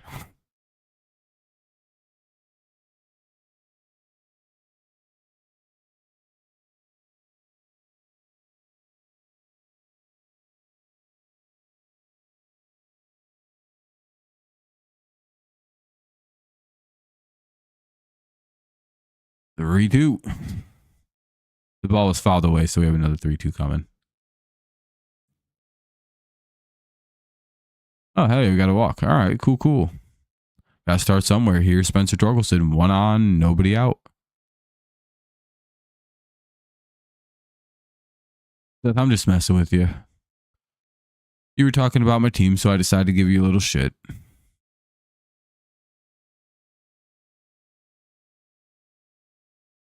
Ultimately, you can say whatever you want. I don't really care, man. You talked about my teams before.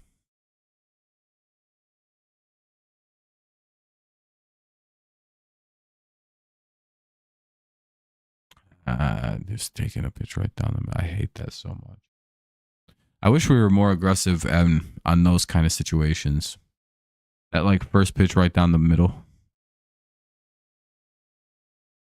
I wish there was always a green light for it.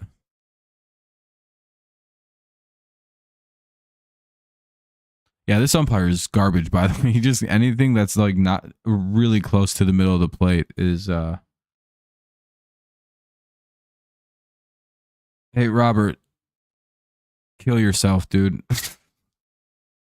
Me and Seth fucking around with each other.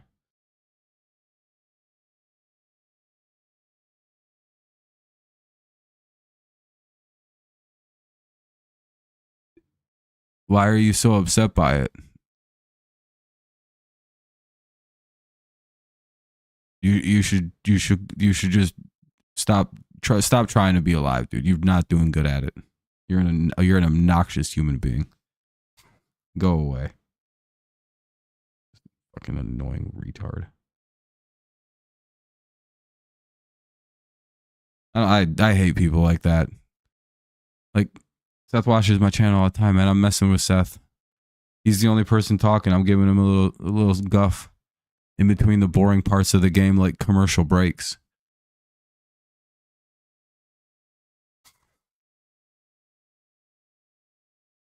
Yeah, I'm very upset about a game in April. I'm more mad that my team just stopped throwing strikes for some reason in the 5th inning. That was obnoxious. I don't know why they did that. Fouled away, it's 2-2. Yeah, it's obnoxious, dude. I hate when people are like, you upset? It's like, no, not. I'm annoyed my team can't throw strikes. And I hope they figure that out. I think a lot of it's this umpire, though. So, like, the whole game he's been calling stupid ass shit like this is balls. 2-2. It's been consistent though, so it's like it's hard to complain about it, but it's been like very obnoxious to see what he's been calling. Like anything that's like borderline a strike, he's calling it a ball. And the Tigers tend to live on kind of the black, so it's a little bit more annoying, especially with somebody like Reese, who kind of is like a border pitcher. He was kind of getting a little bit of a bad run tonight, but he was also very inaccurate. 4 walks isn't 3 walks rather isn't bad umpiring.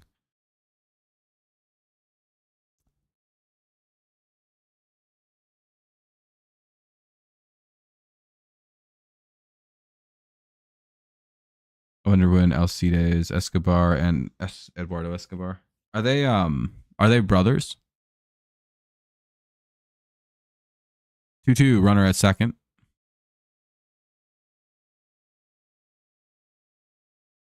Or is it just 2 guys with the same last name, which tends to happen in baseball?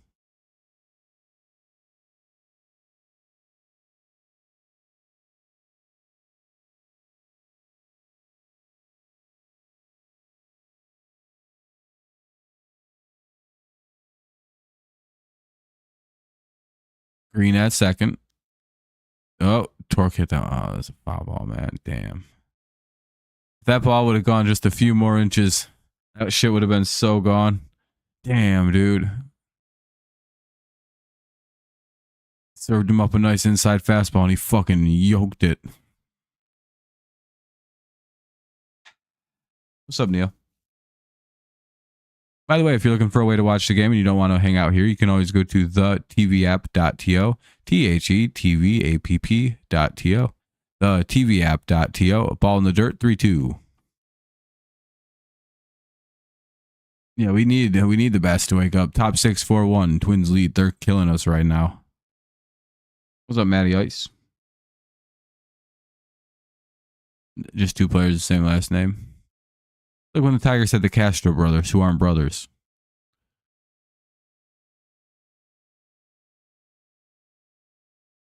Three-two. Another foul ball. Pitch number 11 of the at bat coming up. I didn't really block him or ban him. I just timed him out for a day because he annoyed me really bad. I was also just kidding when I told him that. It was in a video game, of course.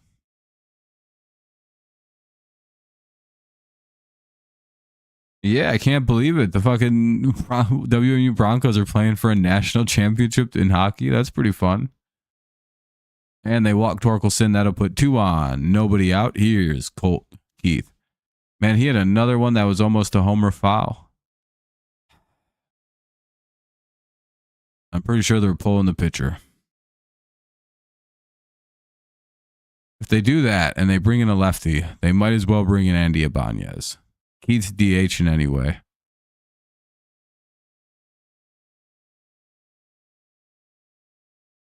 Andy can't hit right now. Never mind.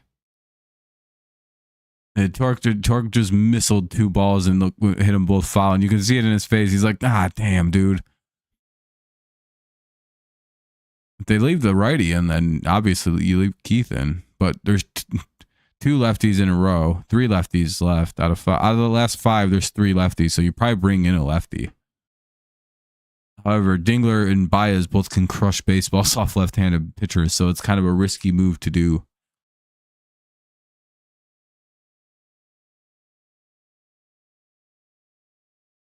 We'll see.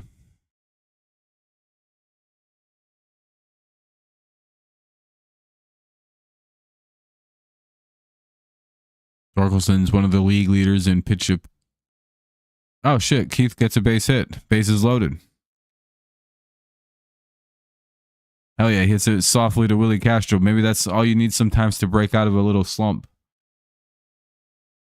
All right. Bases loaded. Nobody out. Here's Zach McKinstry. Exactly who we want up in this moment. Just hit it over the wall, Zach. Give us a 1-run lead. Called strike 1. Oh, please, Zach. Please hit the ball. That shit just stayed fair. Hell yeah. All right, 0-1. Let's see what McKinstry can do. Bases full of Tigers. Nobody out. Top 6. Hopefully we can get a couple. Swinging strike 2.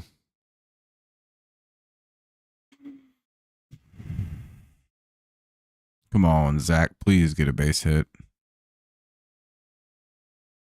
I have a terrible feeling about how this is going to go if you don't hit this ball. Please hit it. It's just even a sac fly, dude. Please. You have to get the scoring started. No one else will.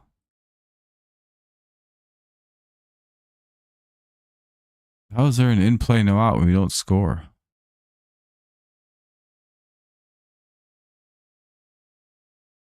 Is it like... How the fuck does that even work? Oh, we scored 2 runs. Okay. I was going to say, what the fuck? We scored 2 on a base hit by Zach McKinstry. All right, it's 4-3. There we go. Twins up by 1. It's 4-3. Nobody out.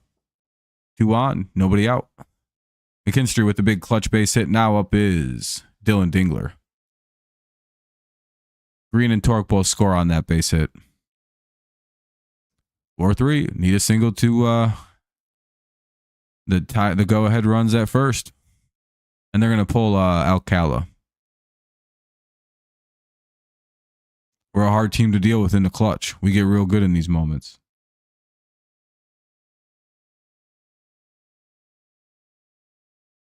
Hell yeah. Much better. Offense looks a lot better now.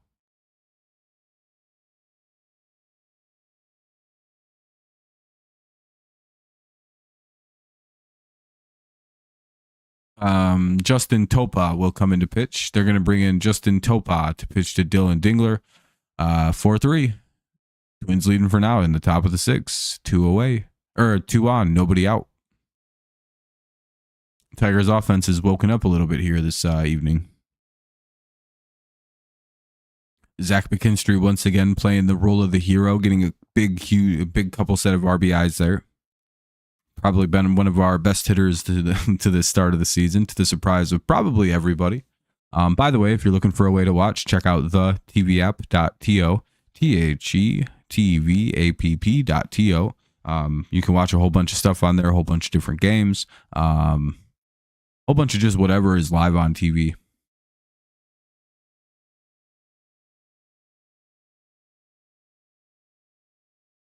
So if you're looking for a way to watch, it's the tvapp.to.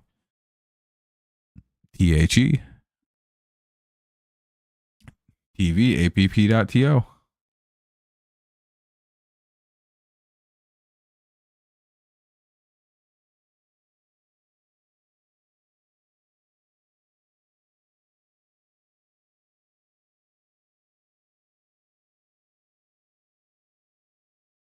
Crazy that this whole team is catalyzed by Zach McKinstry. As Zach goes, we go.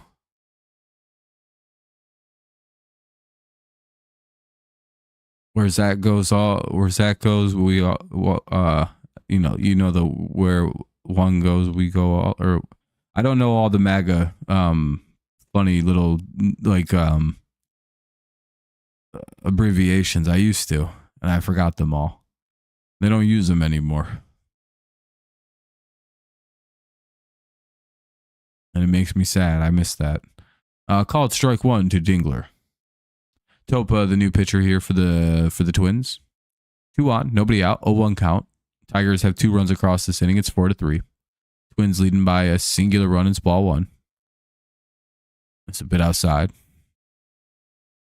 Let the sweeper get away from him a little.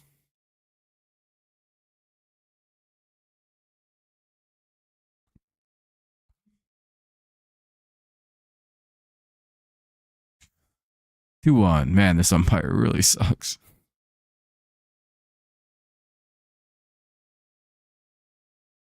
Yeah, I don't think this guy knows what he's doing with the balls and the strikes, if we're being completely honest. I think he's just kind of winging it. When if it's close, he's like, it feels like a ball. He's going to have a very low... but again, he's being consistent about the way he's calling it. So it's like he probably isn't going to get any really issue with like a scorecard. He threw that shit right down the middle. That might be a home run. That's a crazy pitch to throw to a Major League Baseball player. No, he got a base hit. Runner scores. Runner gets the third. It's 4-4. We got ourselves a tie game. Nobody out. All right. We just need one sac fly from Sweeney or Baez. One of these two will hit a sac fly. Hell, Sweeney might ground into a go-ahead double play.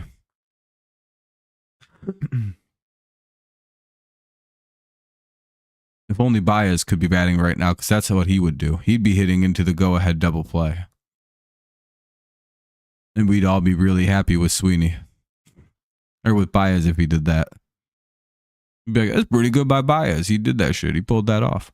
Fouled away, it's 0-1. Impressive to make contact on that pitch up there. Kind of tough for a lefty to kind of come away with that one. You got to have fast hands to hit that.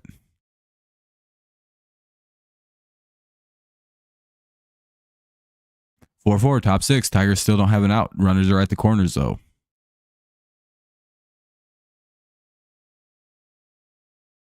Oh, they got another hit. Please don't be the double play out that I was thinking it was going to be, though.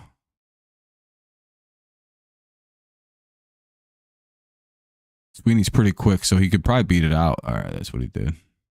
He almost got double. We scored, so we go up 5-4. All right, we're winning this game. Hell yeah, dude. We got 4 runs this inning. Just what we needed to go ahead. Like I said, we score all of our runs in the 5th and 6th inning, and then we move on in baseball games. It's a very odd little team. And what inning is it? Someone let me know in the chat. It's the top of the 6th, right? Yeah, we almost grounded into the double play, but Sweeney's very, very quick. So, all right, here's Baez. Why not hit a 2-run homer? That'd be pretty funny. 2-0.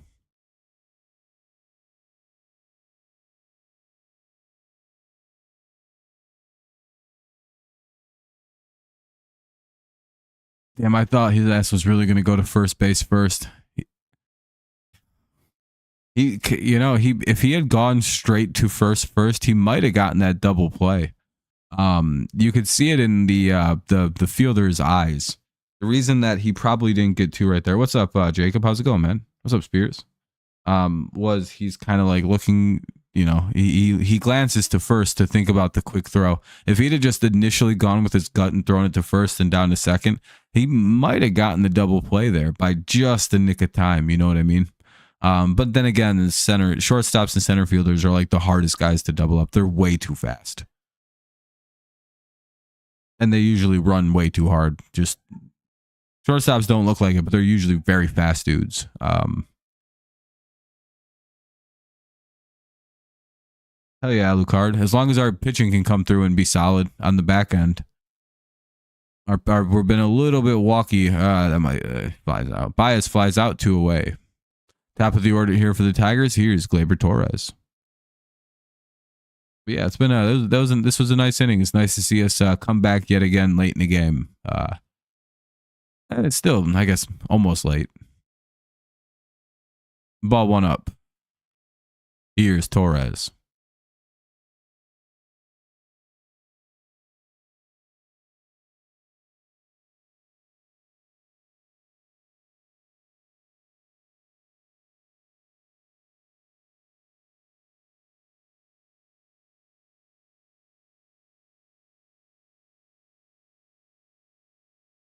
One one.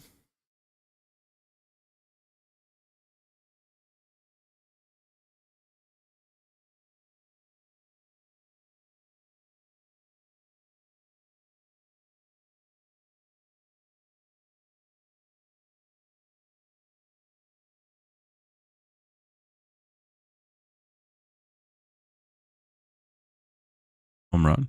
No. Oh hell yeah! Trey Sweeney just stole second base. Runner at second now with 2 away. Tigers trying to keep it up, trying to keep the offense going. Base hit could get a run in now, which is always idea. I need to get more soda. My pop ran out. I'm very thirsty. I was going to go between half innings, but we've been getting a lot of long half innings.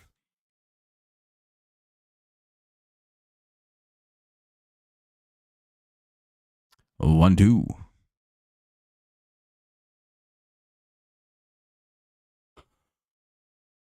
All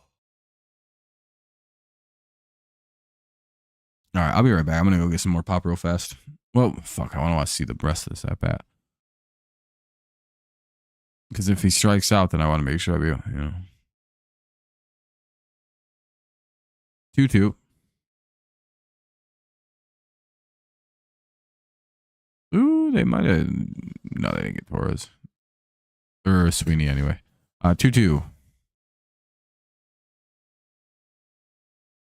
By the way, if you're still looking for a way to watch, once again, it's the tvap.to, the tvap.to. Very clean, stable way to watch. Damn it, that's an out. All right, Torres gets out. Well, good inning for the Tigers. They just pop a 4 spot across, and they take the lead 5-4. We'll head to the bottom of the 6th. Hopefully, the pitching can hold up here. It'll be Vasquez, Wallner, and Castro. 9-1-2 here for the Twins. Bottom of the 6th, 9-1-2. 5-4, Tigers lead. So the Twins go off for a big inning. The Tigers immediately respond with a big inning of their own, and now we have ourselves a little bit of a dogfight here at the end of the game. I'll be right back. I need to get some pop. I'm thirsty.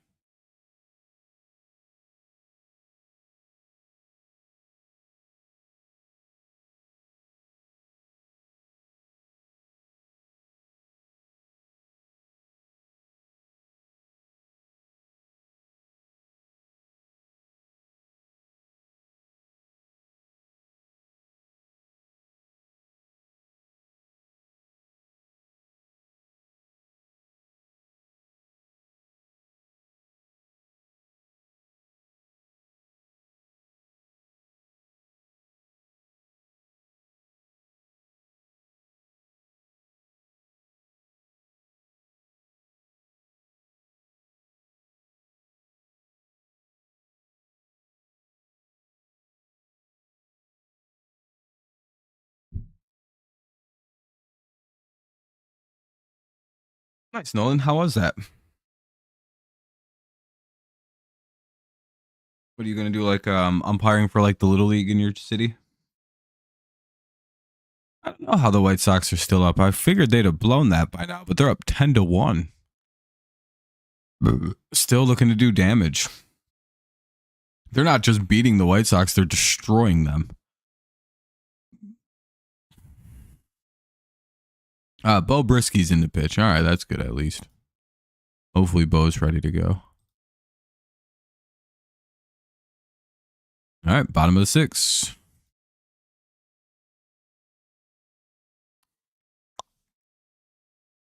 It'll be Vasquez, Wallner, and Castro. 9-1-2. Bo Brisky into pitch. 5-4 Tigers lead. Bottom 6.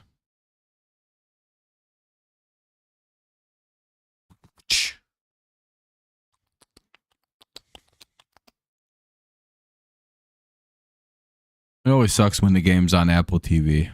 So I've been telling everyone about the site name. The tvApp.to. Type it right in. Should pop right up. The tvApp.to. THE app.to. APP.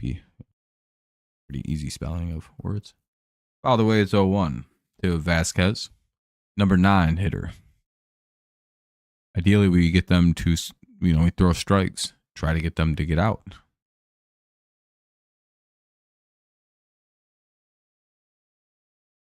Probably don't got to be super careful with Vasquez right now in the season.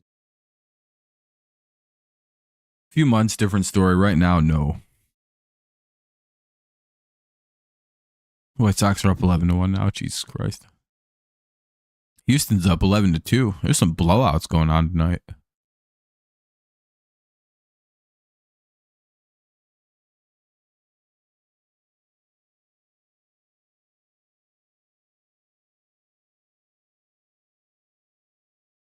Come on, 2-1. Just not a big fan of seeing as many balls thrown.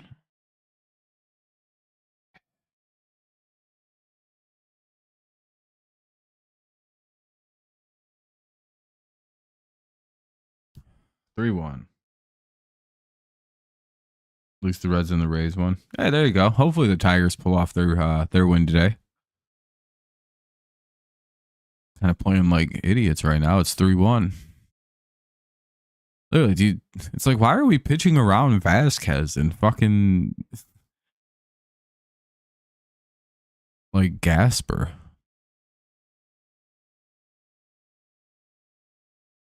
You know what I mean?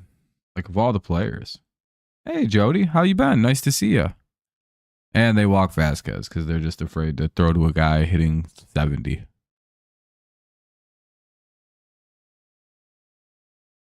Was I not showing up in your old subscription thing, Jody? Yeah, nice to see you, though. I really wish we wouldn't walk leadoff hitters that are bad. I'm starting to think Dingler isn't a very good catcher because this is like every pitcher can't throw strikes suddenly. Oh, 1 out, nobody out. Here's top of the order, Wallner. Giants beating Yankees 9-1. Sheesh. Not a big fan of all the strikes or all the balls, but it's also early in the year, so it's, I don't know. Hey, maybe that's a double play. Same here, Jody. Same here. Hopefully we pick up right where we... Oh, he just lined out. 1 away. Here's Willie Castro. Same here, Jody. It's been a good start to the year, actually. We're playing good baseball. I just hope the strikes... I hope we start throwing less balls. That's my biggest complaint this year. My only one. Everything else is whatever. It'll come along. And I know the strikes will, too. But I tend to get really weird about pitching. Because again, I think we pitch so well, we don't need to dance around these people like this, and that's how you get stolen bases, throwing balls, and ball 1, and a free stolen base. I don't think Dingler understands how to frame a pitch.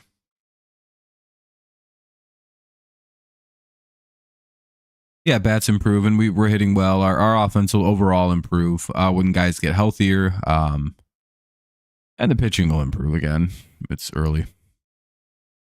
I would just like to see some strikes. We don't need to be cute. And we're going to walk this guy too.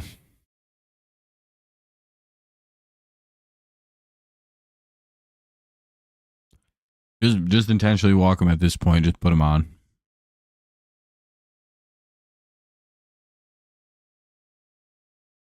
Yeah, that guy's safe as shit. This guy stole all three. Oh, yeah, just load the bases up for their best hitters. That's a good idea. I'd put a bunch of guys on for Correa.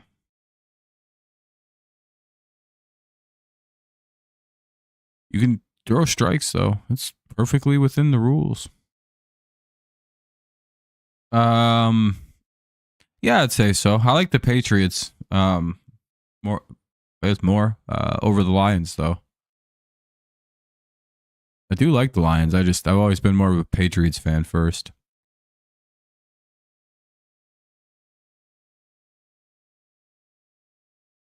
Otherwise, yeah, I suppose. I'm not much of a hockey or basketball fan though. 3-1. But I like the Pistons. I like the Red Wings.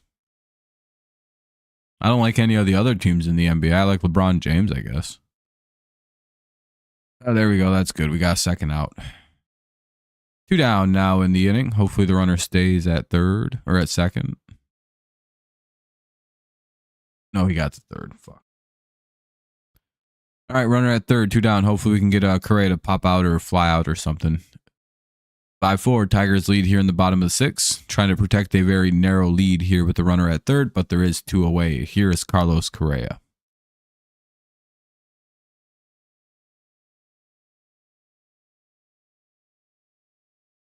Swinging strike 1. But yeah, I'm looking forward to a fun baseball year. I'm hoping the Tigers do good. Yeah, it would be nice, Arminian. It'd be nice. But again, I don't know if it's also some of this umpire is just calling everything a ball too, so it's getting frustrating. It's been bad for Minnesota too, by the way. Minnesota pitchers are getting everything called a ball. Part of our big inning was because that guy kept calling everything a ball. Kind of just depends what happens. I'm guessing if Carter or Hunter fall to 4, one of those two. If not, Campbell or Membo. But kind of just depends on what they do. Fine with either player. Campbell or Membo. I think they're both very good tackles. Yeah, it's just kind of how the draft's going to play out. Maybe we can get lucky, trade the pick off to like the Saints or something, and get like Olave and the 9 for the 4. Torque's really doing great. That's been one of the big ups of the season, and McKinstry has been pretty great to see those two having great starts.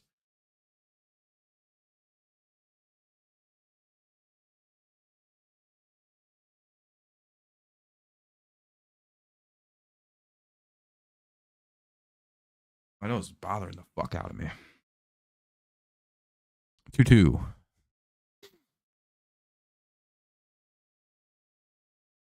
You think you'd be better than the Dolphins? Maybe. Depends on the Dolphins' offensive line. If their line's good, they should be all right. Tua's not a bad quarterback. And they have a good offensive bit of weaponry. Yeah, and they struck him out. Hell yeah, they stranded the runner at third. Let's go. Top 7 coming up. Tigers will send Carpenter, Green, and Torkelson to the plate. Top of the 7th. Tigers lead 5-4. They look to expand their lead here.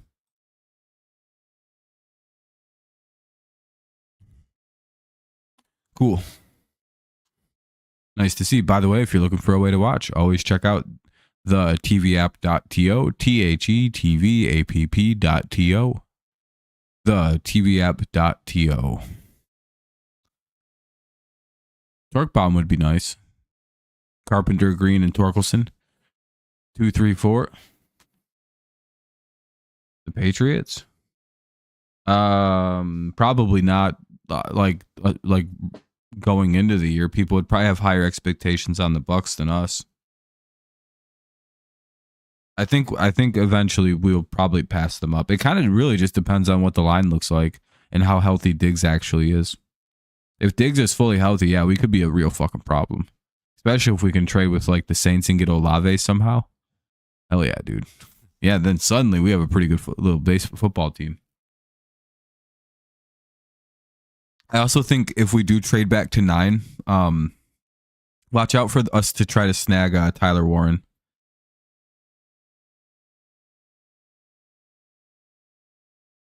If the Lions go guard, I'll explode.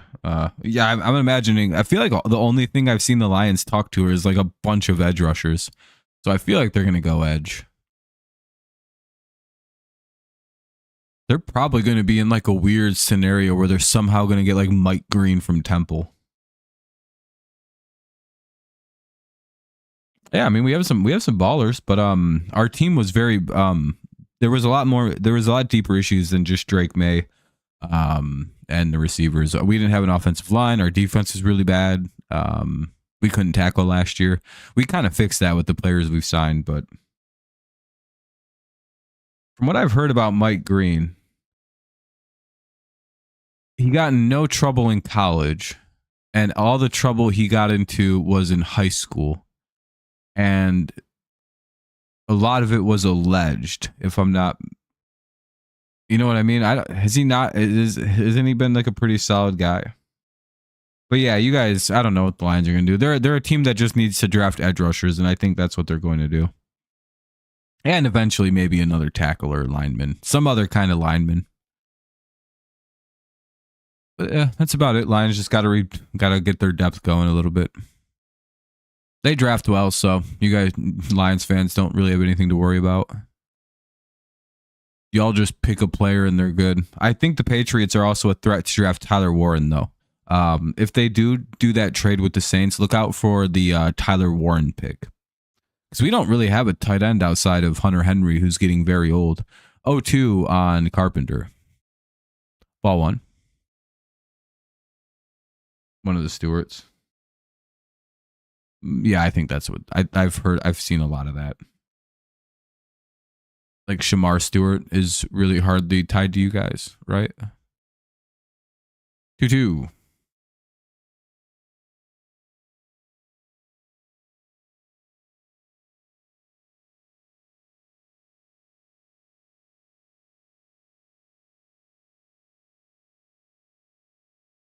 I mean, Zadarius Smith was a good pickup for you guys. He seemed to help last year.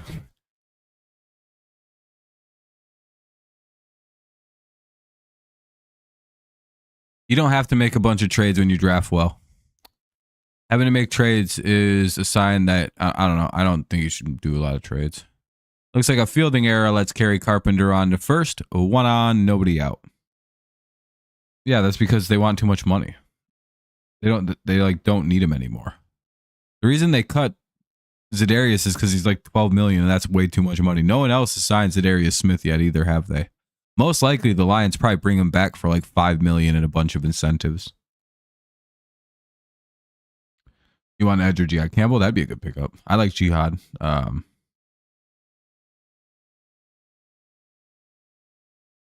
No, the Patriots don't need that. No, that'd be a terrible, terrible move. 1-1. They just signed a bunch of linebackers anyway. I think they have Harold Landry and Robert Spillane. Spillane's the one that, you know what I mean? I think Spillane and Levante David are kind of a trade-off. Obviously, Levante's a little better, but we did just sign Spillane. We're kind of good on like linebacker position.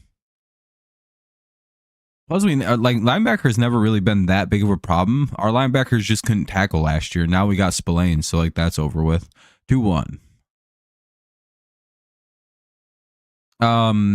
For the Tigers, it was Reese Olson, and for the Blue Jays, it was something Festa. I don't know his last name. We just need linemen. I don't know. This is a deep class. I don't think it's a good idea to give up your assets in a class with 1,000 edge rushers. You know what I mean? I think they got to just play it patient. What if Judge, Soto, and Shohei? That'd be a crazy team. Be a crazy, crazy team.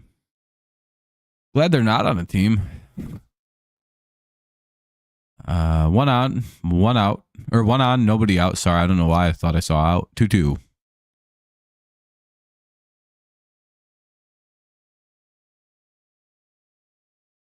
I mean, it would be a good move, but I also think it's fine to stay pat with a class like this and just draft what falls to you.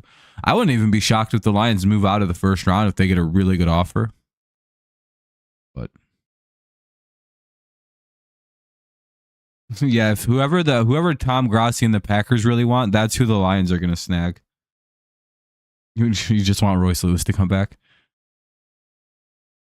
Someone said he's due back at the end of April. I didn't even know he had gotten hurt again. See, I don't follow the Lions as close, so you're probably more accurate with what the team's going to do. I've been super dialed into the Patriots because we didn't sign any real linemen. I'm guessing we're drafting them. That's kind of the idea. But if Hunter or Carter fall to 4, that's obviously the move you take. See, yeah, if you're the Lions, it might be smarter just to trade back just because, like, you know, who gives a shit?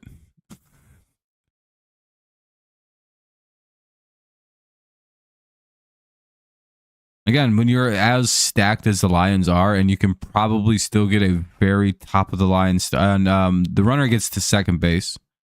Oh, the runner's already been at second. No, Kerry Carpenter got to second. Okay, yeah, okay. Ryler Green got him down.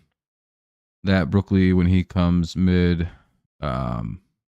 April, and Royce would come back and do his thing. Yeah, I mean, if you're a Twins fan, I was gonna say the team doesn't feel complete. I feel like there's guys missing, and it's like, oh, it's Brooks and Royce. That's what it is. Yeah, the Packers have given the Lions quite a slew of players by just passing up on guys. They usually draft, by the way. Those are the kind of players the Packers 100% have always drafted. Branch, Arnold.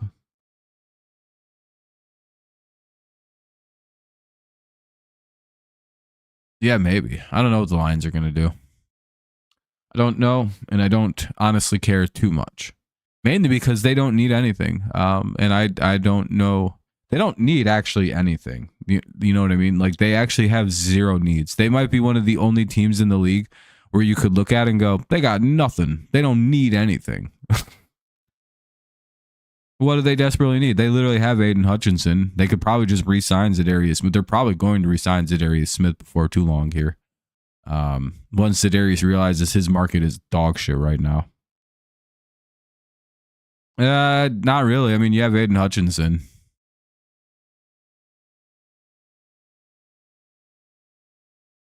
And you also have like 4 guys who got hurt last year that are all healthy now. Not, you know what I mean? Like, you actually have, I mean, other than Kaminsky, he's like the only guy that's not coming back because he retired, right? Like, or was it Pat O'Connor, one of those guys? There's actually some pretty decent depth if you had Aiden Hutchinson. I'm pretty sure Levi Orwazu re-signed or whatever his name is. Again, these aren't like premier players, and you definitely should draft a defensive end, but you really don't need one. You know what I mean? Like, when you say need, it sounds like you don't have players there, but it's like you have one of the best players in the NFL and Aiden Hutchinson right there, and you have plenty of depth pieces now. Now, if Aiden doesn't get hurt, there's no problem at the edge last year for the Lions. You know what I mean? But again, there was always the discussion of getting another actual lineman for Aiden. 2-0 or 2-1, sorry. But yeah, no, 100%. The Lions do need that. They do need like another lineman. Like, need is a funny word.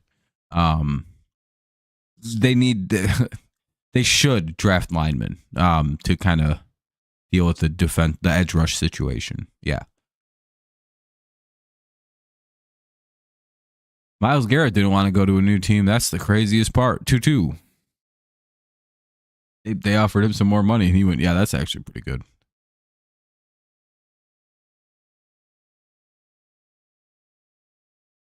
Again, it's a good thing when you're a team that doesn't really have like real needs as a football team. Like you can just draft for crazy depth now. Eagles are in a very similar spot where like year after year, sometimes the Eagles don't need anything. Where they're just like, well, we're good. We don't really need to draft. Yeah, if Diggs can stay healthy, I expect a big year for young Drake May. Maybe we get another receiver from somebody. I don't know. 2-2, 3-2. For the Braves.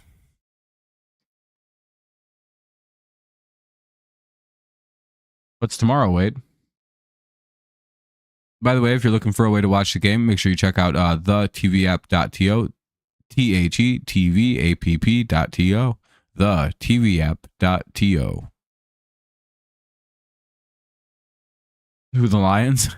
Why, you think they're gonna keep adding to their first round defensive back defensive back party? Oh shit, it looks like Colt Keith just drove in a run. How'd he do that? If he homered, I'm gonna be so happy for Keith. Come on, Keith. Even just a base hit. His little single he smacked in front of home plate earlier today was the thing that broke it open. Keith is back, baby. And everybody had given up on Colt except me. I said, just wait, Colt will break through. Hell yeah, dude. That was a nice base hit, too. He served that thing in the left field, scored a run, makes it 6-4. That's a good big go. That's a good insurance run there. Top 7, 2 down here with a runner at first. Good job by Colt Keith. Hell yeah, Colt. He 100% needed that hit, dude. He needed that. He needed to serve that. He needed that little dribbler he got earlier, and he beat it out. Now he probably feels a lot better. Now he's just serving shit back. And see, that's traditional Colt Keith, getting the ball in the left field like that. That's the Colt Keith we're used to. Based on how bad drafts, he usually doubles down early based on who we draft in first round. Yeah. Most likely it's going to be a defensive draft for the Lions. Your offense is really good. Scott Blewett is coming into the game. Yeah, we were just down 4-1. Now it's 6-4. At the top of the 6, it was 4-1. Now it's 6-4. Runner at first, 2 away. They're going to go to a commercial break to bring in Blewett. By the way, if you're looking for a way to watch, just go to the tvapp.to, thetvapp.to. The tvapp.to works really well. Just leave a like on your way out. I'd appreciate it. Thank you. Yeah, we have 39 likes. That's really good. I appreciate that, everyone. Good looking out. Probably going to hit 40 likes.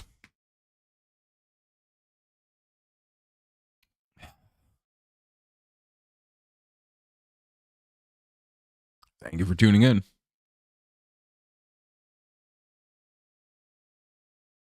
Here's my prediction for the first 3 rounds. Edge, OG, wide receiver. Wouldn't be too surprised if the Lions go that kind of route.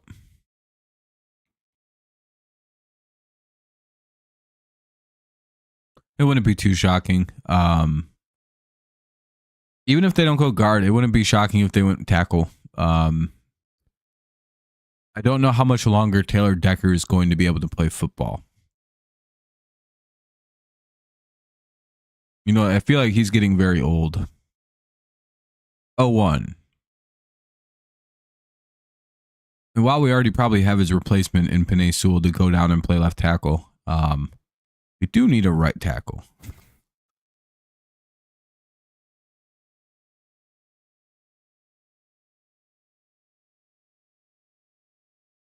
The 1-1. Don't they have that with Malcolm Rodriguez coming back?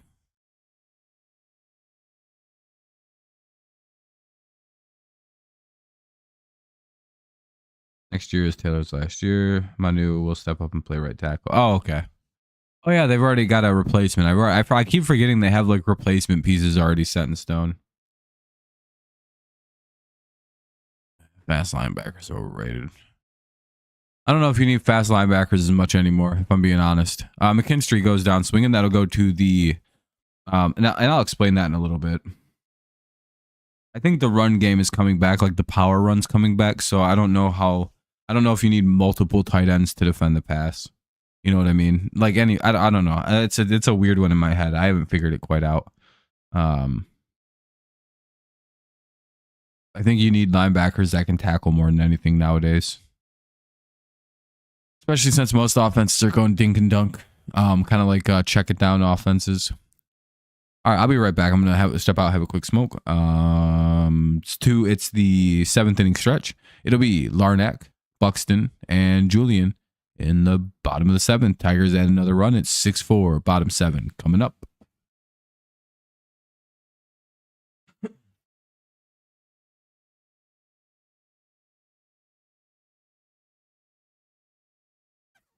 All right, I'll be right back.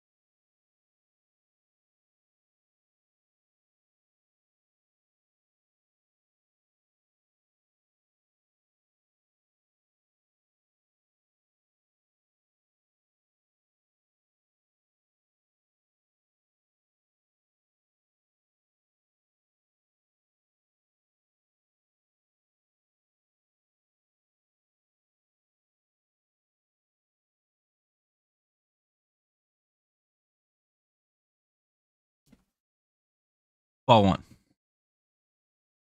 Right, I'm back. I can play left guard. Yeah. Graham will slide to right guard unless we replace Graham with a good rookie. Okay. 1-1 called strike. Whoa, fucking cold out. I hate the cold.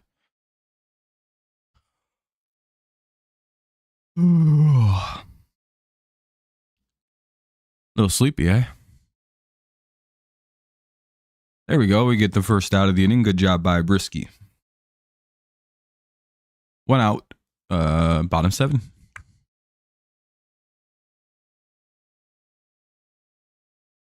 Oh boy, it's Buxton.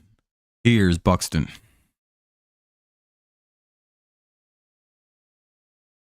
Hopefully we can get a quick. Oh shit, who got hurt?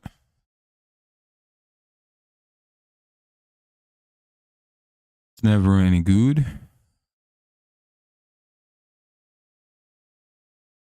Oh crap, it was Bo. Oh, of course.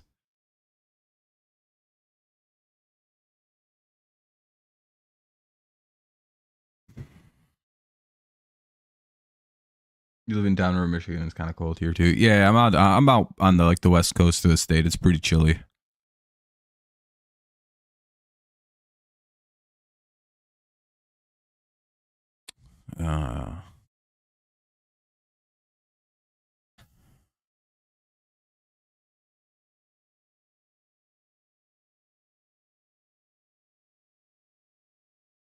He like hurt his lower body.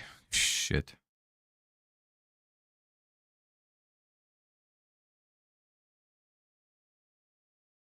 All right, he's good. Cool. Must have just twisted his ankle or something. Fouled away. It's 0-1. Jammed his knee out or something. Who knows? All right, as long as he's good. 6-4. 1 out. 0-1 count here in the bottom of the 7th. Tigers lead by 2. They're hoping to defend.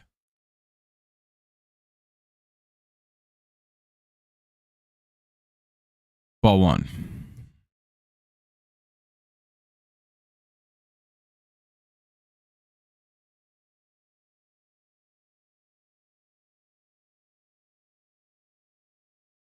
Yeah, he's starting to get older. Yeah, I mean, the Lions are eventually going to have to kind of like start slowly replacing their O-line. But, you know, they're a little whiles away from that big worry.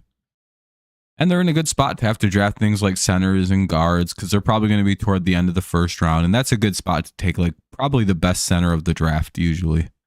You know, save for like a generational talent.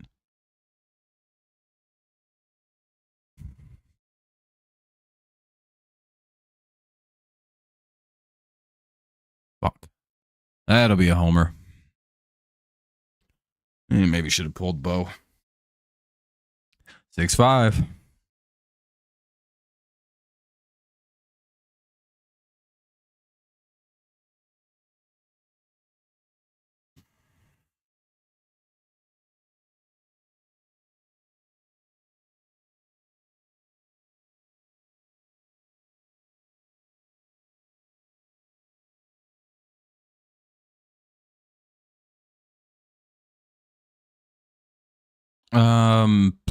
They just manufactured it.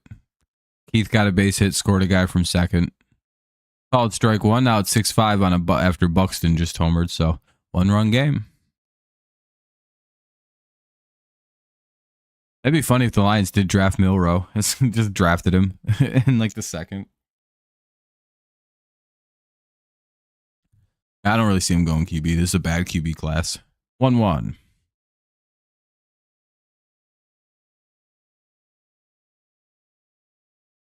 Two one.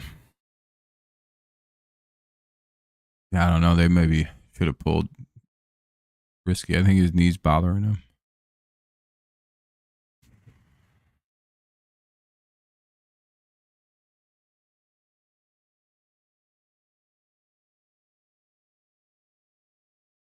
I mean, didn't really waste him. How's that wasting?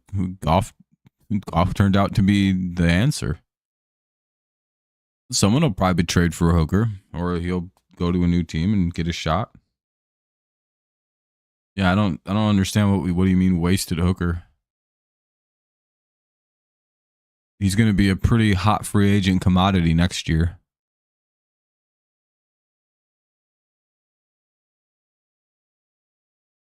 Hell, he's in pretty good shape, to be honest, actually. You know what I mean? There's zero bad tape out on the guy, and he seems to be very well spoken of from the locker room, from all his coaches, from his teammates. You know what I mean? We didn't draft him to take it to be a.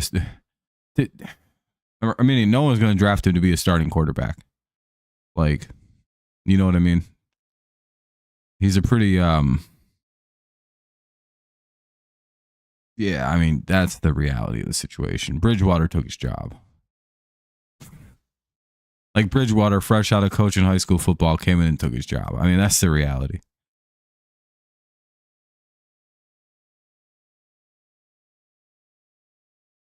No, I know you're not saying that. It's like we didn't waste him. Like he's had a good run. He got to be in on the roster for a. Will Vest will come into the game. He's been in an NFC Championship game, you know.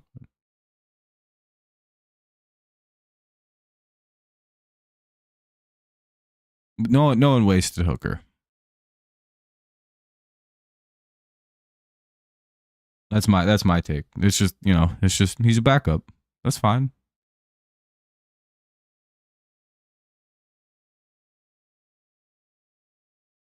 No, I don't either. I don't see why they would. Unless it just becomes very obvious. Last year wasn't Goff.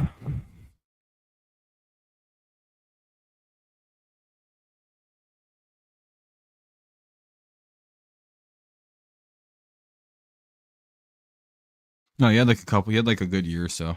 It's very similar to like the weird Joe Milton thing that was happening in New England. So glad they traded him, so now I don't have to deal with that anymore. A lot of Patriots fans were like, why would we trade a guy? Why don't we get like a first round pick for a guy who beat Buffalo? It's like, because he's not that good. Like Buffalo actively tried to lose that game and we barely won that thing by like a few points. If we had played Drake May, we win that game by like 30 points. It wouldn't even have been a close game. I don't know how we almost lost the game. Buffalo didn't even try at all, even a little bit to win in. It'll be Vest versus France here in a moment. And everybody really overrated Milton. Yeah, he'd be an okay. He may even be an okay starter. It's just people were really overrating that one game in New England as fans. Like, come on, guys, let's not do this again.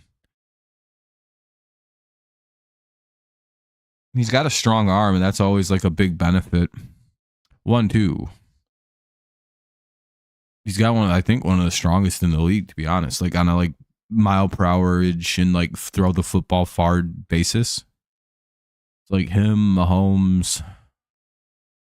Those are probably the best ones. I'm not a real college guy. I don't really like college sports. I don't really like amateur sports. I get annoyed with sloppy play. Like it really pisses me off, and I don't want to watch the game if it gets really ugly. I'm like, well, this sucks, and I turn it off. Ball for me and U of M. Oh, okay. In that, I guess I'd say State. But I fucking, I'm around Western a lot, so I tend to go with them now. 2-2. Plus, Western's about to potentially win the hockey national championship if they can beat Boston University. Pretty crazy.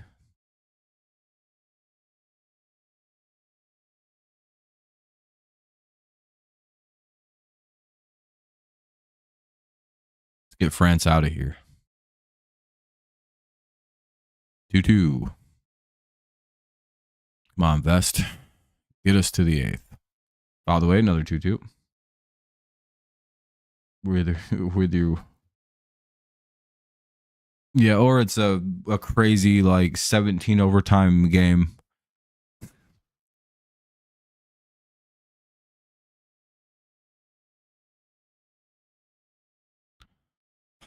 (3-2). Looking like a walk. Because we're allergic to the strike zone.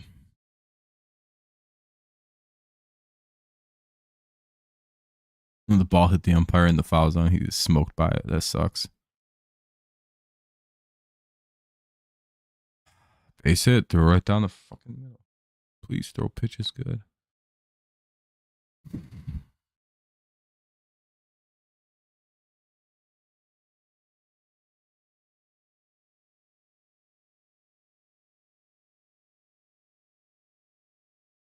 Here's Gasper, 0-1.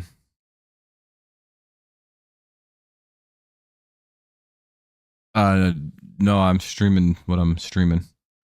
That's you because your dad's the best man at his wedding went there. My mom U of M and my uncle Eastern Michigan because he went there. Okay. It all adds up. 1-1.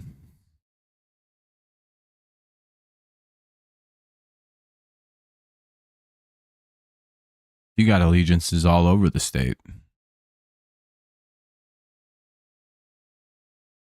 Father way, it's 1-2. Oh, and of course, McKinstry could have caught that. He tried to catch it.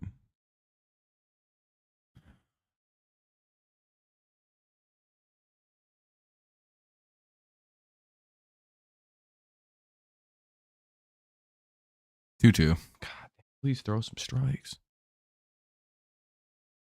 Ball up high.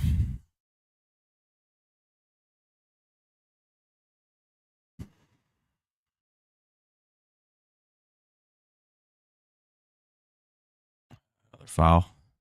Another 2-2.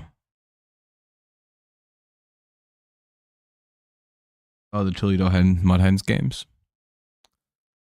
I don't really watch those.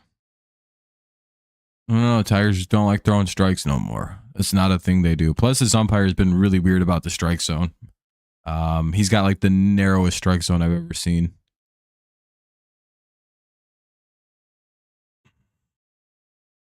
There we go. They get a pop out. Holy shit. All right. Top of the 8th coming up. Tigers hold 6-5.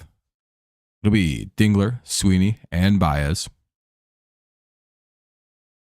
Dingler, Sweeney, Baez. 7, 8, 9. Real shit run of batters to have there. Yeah, Western Michigan. Yeah, it's pretty exciting to have that national championship opportunity for them.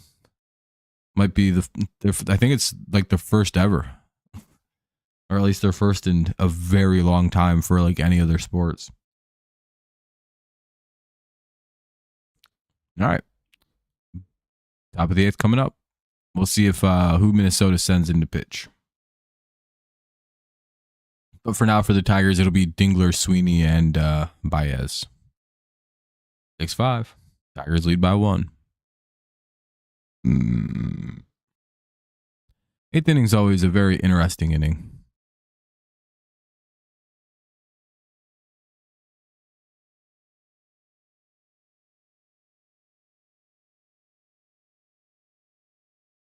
Wonder if they'll be able to beat Boston. It feels like there's 2 Cinderella teams because Boston had to beat Michigan State and Penn State to get there. Seems like they've had to deal with some of the like a fucking unbelievable run of talent, but also Western had to beat Denver University, one of like a giga champion of going to the college national championship hockey. Like they always are there. I think they're the reigning champions.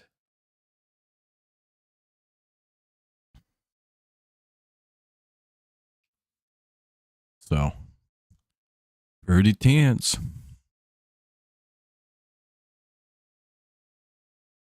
So you've got a bunch of upstarts here trying to pull off something that, doesn't really get to happen. Like Western Michigan, them pulling it off would be a MAC school winning a championship.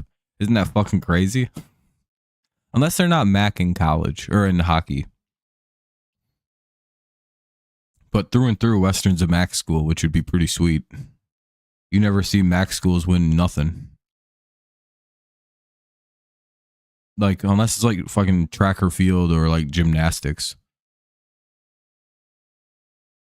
And every so often it'll be like, Illinois State. They won the collegiate national championship in track and field. Yep. Don't know what happened. None of us do. Like, they won. Or like a lot of wrestlers come out of like the MAC or like Big Ten places. It's not that shocking to be like, oh, there's a really good wrestler out of mostly Illinois or Purdue or something. Either way, 1-1. Here's Dingler.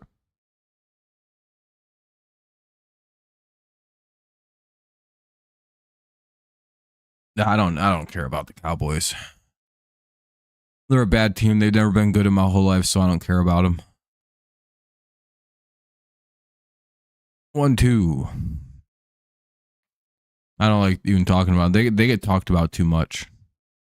For as bad as they are. There's nothing to talk about. 1-2. It'd be like talking about the Carolina Panthers. It'd be like, well, I don't give a shit. Except the Carolina Panthers have been to a Super Bowl in my lifetime that I've watched. I don't even care about the Packers. Why do people care about the Cowboys? You've never seen them be good in your entire life.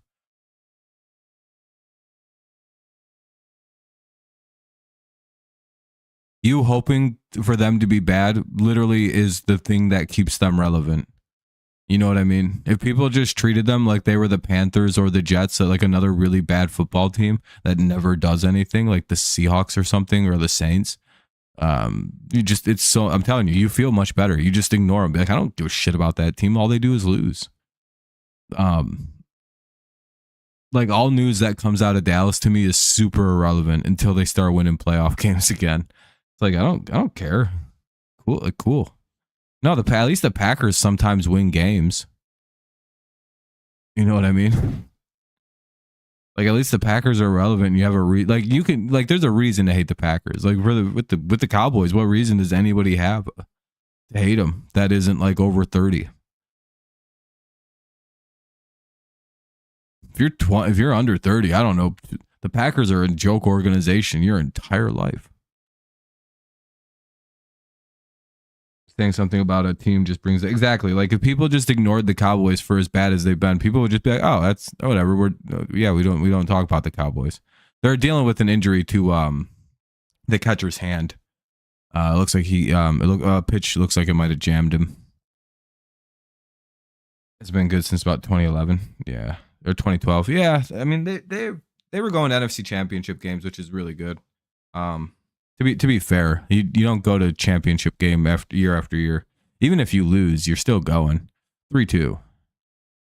Just because you don't make the Super Bowl doesn't mean you're a good team. The Cowboys, I don't think they've been to an NFC Championship game since the 90s, dude. Like I don't genuinely don't care about you if it's been the 90s. Bill Clinton was in office when they were last winning their games. 3-2.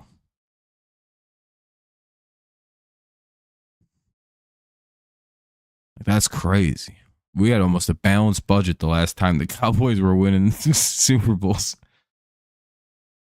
Yeah. They should just be like, they used to be great. Not so much now. That's the talk of the Cowboys. And what's even funnier is they actually have very good talent acquisition. I've never seen anything quite like it. They really are cursed. It's very funny. And Dingler strikes out, one away. Here's Sweeney.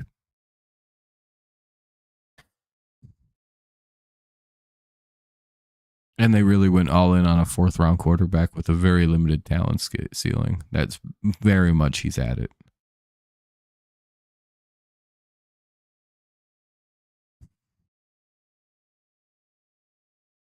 Here's Sweeney. Another injury delay. I think the catcher is just fucked up. I don't know if he's going to be able to make it.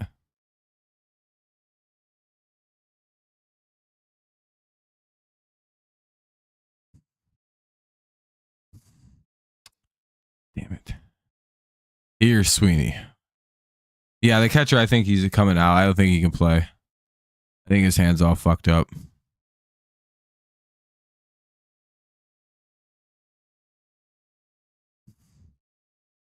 I genuinely can't tell if Jeffers is coming out or if he's getting his hand taped up.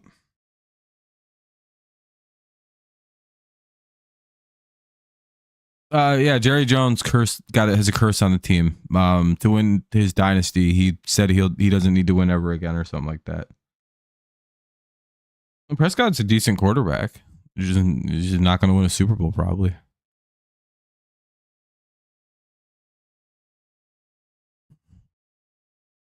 You know what I mean? Like he's not terrible. Clearly we've seen him be able to play, especially under like the coaching with Mike McCarthy. He responded extremely well to that coaching. I don't know. He's just he's a decent quarterback. They just are paying him way too much money for what he is. For like Kirk Cousins. That's the reality. Like Prescott's Kirk Cousins. They're the same quarterback. It's just the same quarterback, a little different shade, even kind of the same weird personality. That's like you can't. Well, I don't know. I guess Kirk's a little bit better, but same skill level. Drake and Prescott and Kirk Cousins, same quarterback. Kirk's maybe a little bit better of a natural thrower, and Prescott's a little bit more athletic. Like that's the trade-off.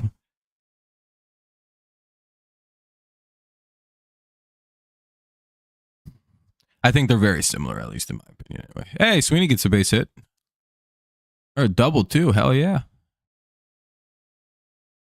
All right, we'll take a double. We'll take a double. Here's Baez. Maybe he can get this run back.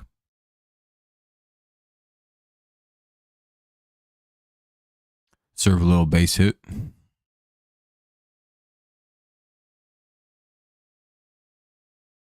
Well, yeah, no shit. There's a reason Dak was a 3rd round draft pick or 4th round or whatever. About one, and Drake was the top 3 or whatever, top 5. He would 100%. If Drake would have went in this year's draft, he'd be the number 1 pick right now. Wouldn't even be close. They'd be like, well, Drake May will be a Titan. And then the real draft starts at 2 with Cam Ward.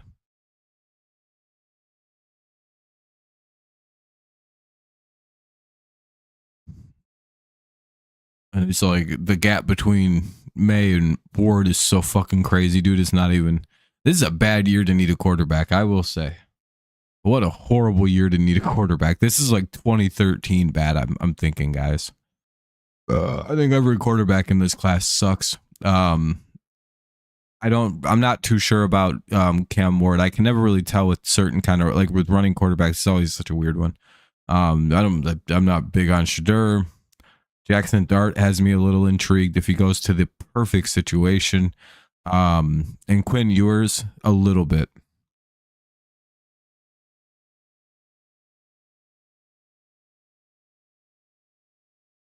No, not really. I mean, sometimes they change a little bit. What team are you thinking? Oh, hell yeah. Baez just drove in a run, dude. He might have hit a home run. That's an inside slider that didn't break out. Baez doubles. Yeah, I was going to say, he's going to extra base hit a fucking inside pitch. You don't throw Baez inside and low. What logo are you thinking of? Hell yeah. Baez drives in a run. 1 out doubles. And that'll be 7-5.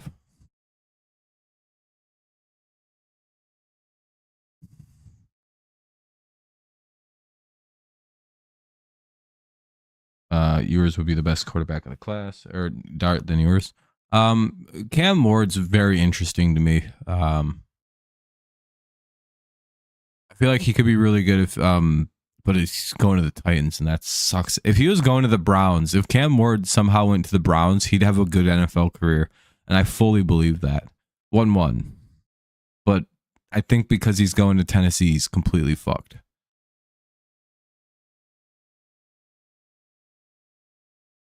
And that, and maybe, I don't know. I can't. I felt the same way. This is how I felt about Jaden Daniels last year. I couldn't tell if he was going to be good or not, and I just don't know what it was. I just had this weird gut thing with Jaden Daniels where I'm like, he could be good in the, he could be very good, but he makes some of the weirdest decisions I've ever seen when he was at LSU. Like, remember that time he tried to hurdle over like fucking half the line? I was like, what is he doing? And I feel like I have that same issue when I watch Cam Ward play, where I'll see some genius shit, and then I just see some dumb play go on, and I'm just like, what is this? Is this the same problem I had with Jane Daniels? And I was completely, and I just never gave an opinion on Daniels. I just refused to give one. I was like, I don't know. And I feel the same way about Cam. I have no idea how to judge him. Everyone else, I'm very confident is going to suck. This is a bad quarterback class. Like 2013 bad, when like EJ Manuel was the only like, oh, that was okay. You guys remember 2013? How bad that was? Oh, do you remember 2021? There was another really bad class, very recent, the Mac Jones class. That class is sucked ass, dude. Is there one good guy? Hell yeah. That's another hit. Tigers will be first and third.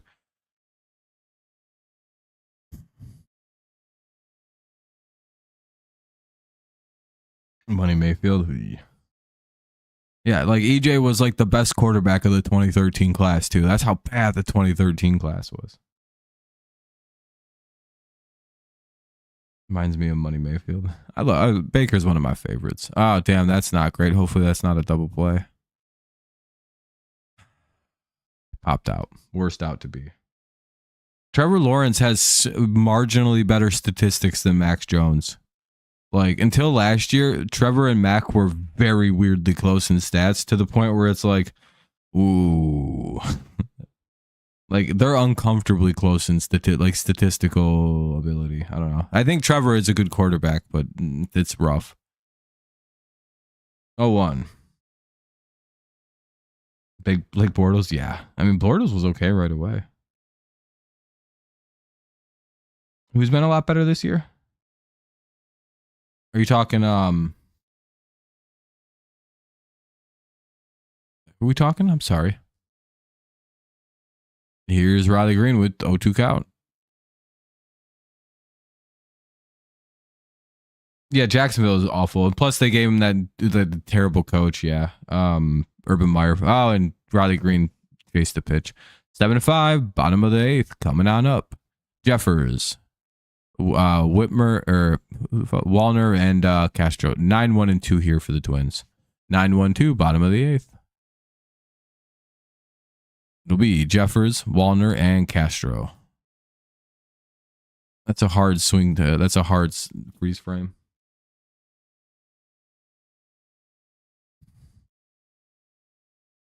Yeah, Baker with the Bucks is the great fit.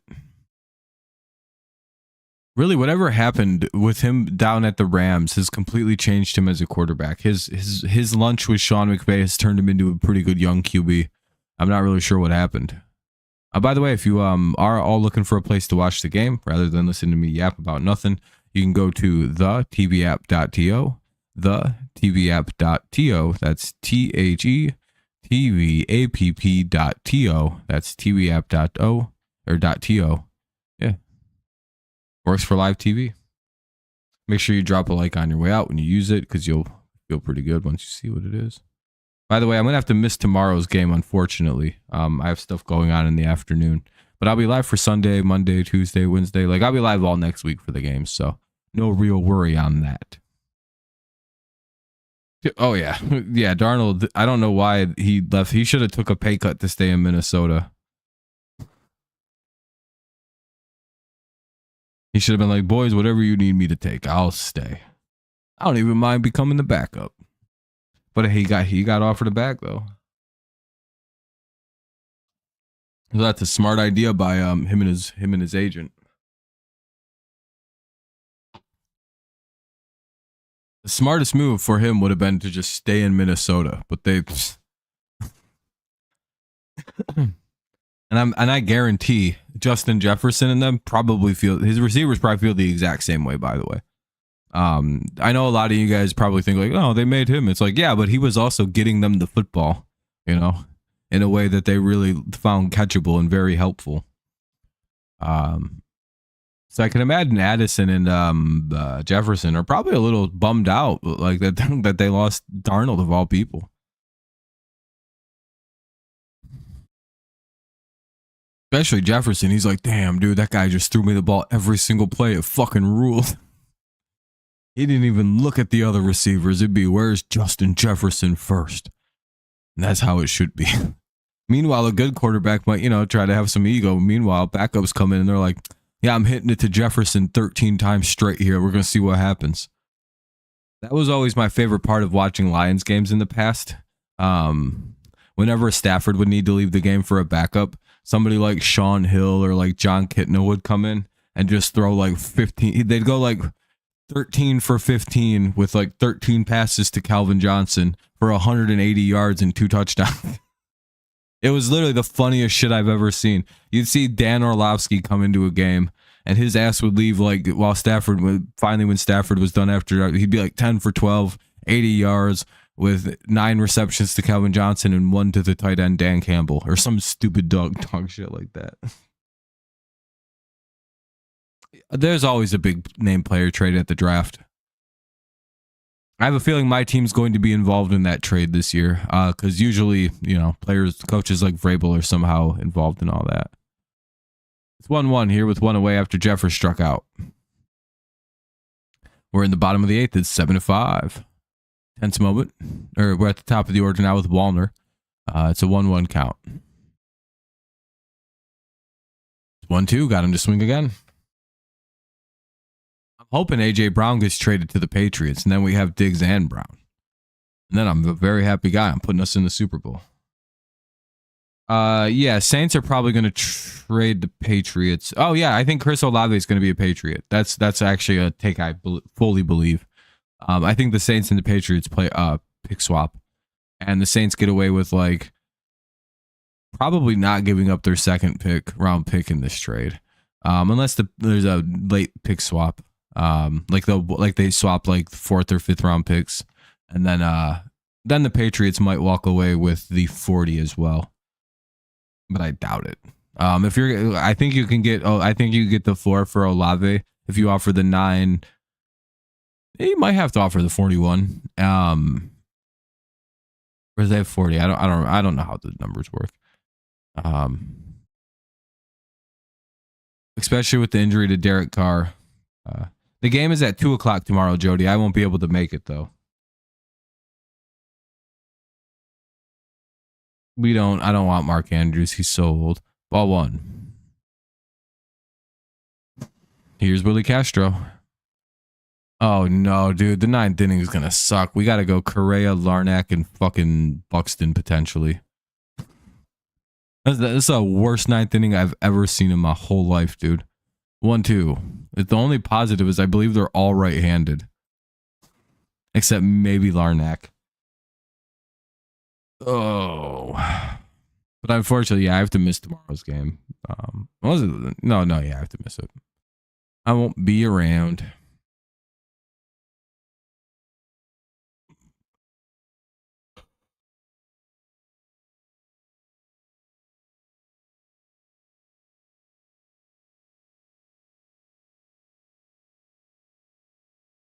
Two.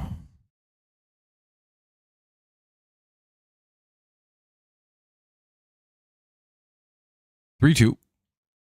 Please throw strikes. Get us out of sitting. Yeah, I don't know. Him with the Jets is going to be a fun ride. I mean, it's their best coach they've had. Bryson's Rex Ryan. So, Willie Castro strikes out. We'll head to the top of the 9th. Not very far. He's going to go to at least to the same. The farthest he goes is 9. Torkelson, Keith, and McKinstry, with the possibility other teams might trade up to grab him.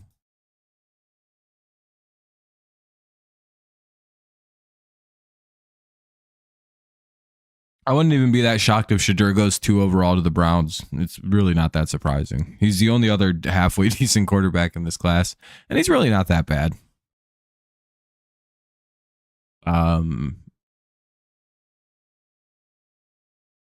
We'll see how he plays as an NFL quarterback, though. I mean, he did all right with the pretty dog shit ass Buffalo or Colorado team. That team is asshole, man. Like, again, I know his dad's been trying to like build it up, and it's been kind of in the dumps for a while. But oof. I think he should just stay with Jackson instead. I think that'd have been way better. But it does show he can work through adversity. You know what I mean? He can respond, and he seems to play pretty good in with bad teams. And I don't know. Maybe, but I don't think there's any real. I don't know. This is such a weird class.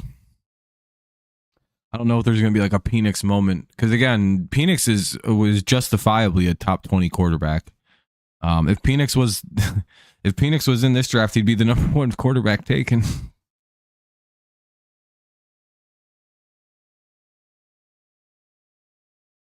Yeah, I mean, he'd be all right. So is Drake May and Jaden Daniels. No one really cared about that last year. Fucking Drake May and Jaden, or Drake May specifically, was like under attack at college. What's up, Kenny? You know what I mean? Whenever you see them North Carolina tapes of Drake May, he's running for his fucking, literally in every single play. It seems like the line just forgets to block. It's just, well, we don't block here at UNC. Every man for himself. Blewett still pitching. Again, it's Torkelson, Keith, and McKinstry. Tigers trying to get some insurance runs here in the top of the 9th. It's 7-5.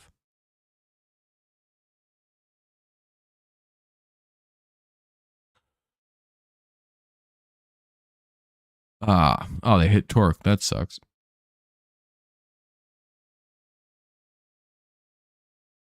You just watched the Minecraft movie again? That's cool. I'm glad you enjoyed it the second time, Kenny. Were you watching with some friends at the movies? Here's Keith with 1 on and nobody out. Top of the 9th, 7-5.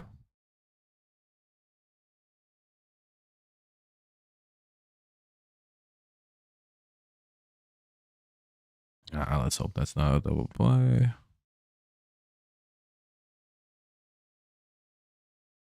No, just fly out. Well,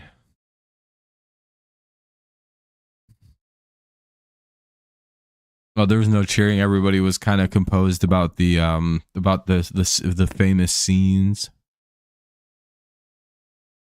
No one even cheered or laughed or clapped or anything. Got like excited about it. That's a little boring. I feel like half the excitement is everybody clapping and applauding at the silly jokes of the movie. Like, I wouldn't want to go to that movie if I didn't have some crazy shit like that happen to me while I was watching. Like, I feel like it's only appropriate that the Minecraft movie is completely always interrupted by a bunch of rowdy shitlords. It fits so beautifully with like sort of shitlordy online communities. I don't know. Something about that fits really poetically well. For my head. I just feel bad for all the workers that got to clean up them theaters. Boy, that really sucks ass. The first time you watched it, you had why'd you have a panic attack? That's not great.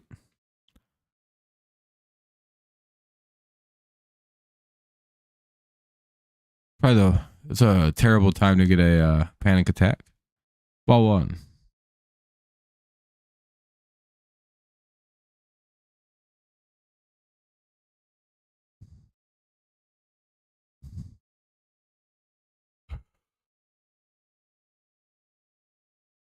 I just kind of, oh shit, what's going down? Why is it doing that? That's gay. Reconnect. Why is it doing this? Fix. Oh, damn, that's annoying. All right, bottom of the ninth.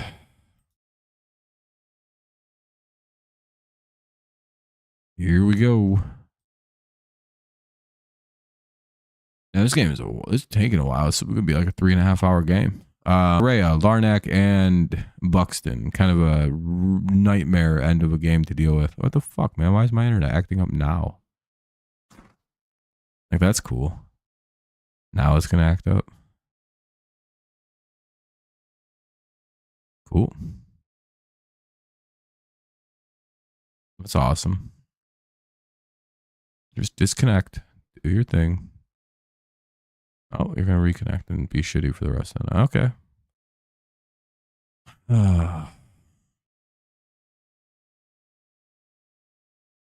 The internet at this fucking place sucks so hard.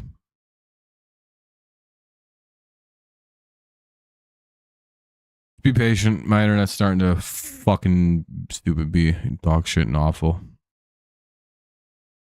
Don't know why it does it. Tommy Canley's into pitch. All right. This Canley guy's been pretty good at shutting things down. All right. Correa's up with Correa, Larnack, and Buxton.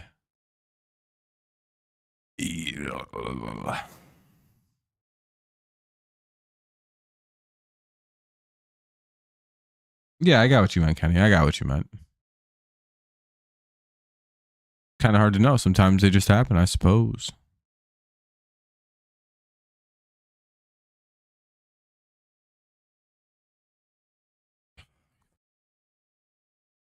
Oh, come on. Quick outs, quick outs. It's a long ass game.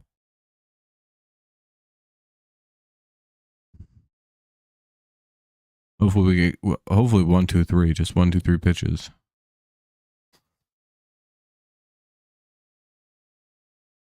Dun dun dun. Dun, dun, dun, dun. It's been a while since baseball games took me 3.5 hours. Well, it's 3:15 anyway.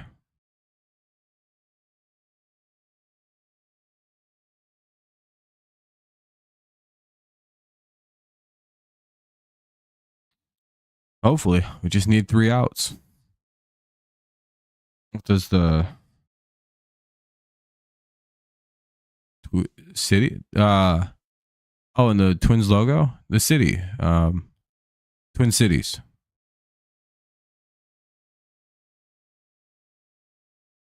I believe that's what the C represents. Too long, especially when you got to be at the office. Oh, damn. Yeah, that's an early day tomorrow. Ball one. Yeah, for whatever reason, this game just has taken a long time to get here. By the way, it's 1-1.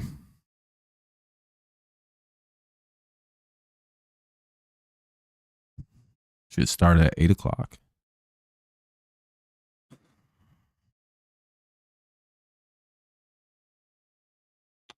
Unun. Undwa. Yeah, I guess that's what the C would stand for, is the Twin Cities. No, we're good. Oh, no, you're talking about DBJ. Ah, you gotta see the game through. Oh, shit, 2-2. Come on. Please throw strikes.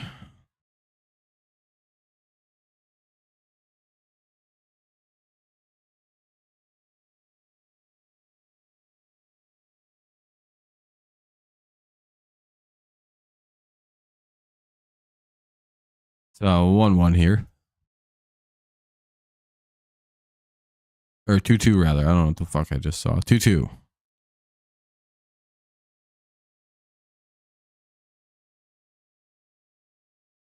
All right, that's one away. All right, one out. Correa flies out to the right fielder. One away. McKinstry makes a play. One down. Hey, Jam. Hopefully. Here's Larnack. Exactly.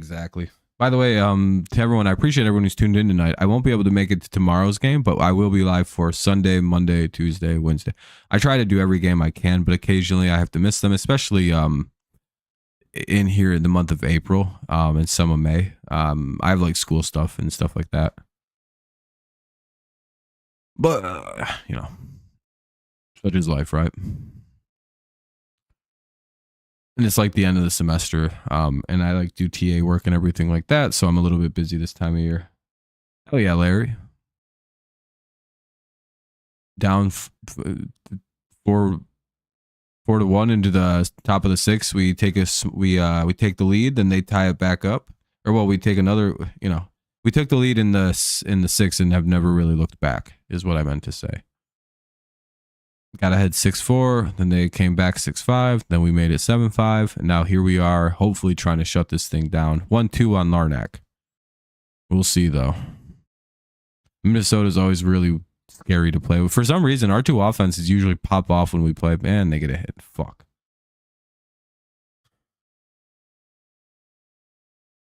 That'll be a base hit. Worst possible scenarios up. Byron Buxton. Having the worst season ever, ready to kill Tigers pitching exclusively.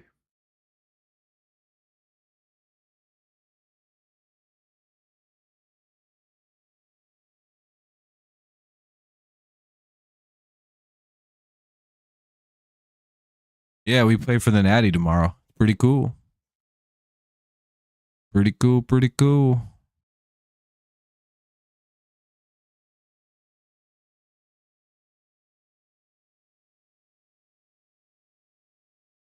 Don't really want that information out. Yeah, ground out would be really nice. I don't think we can double up Buxton unless he smokes it on the ground. But yeah, it would be nice to get this guy out.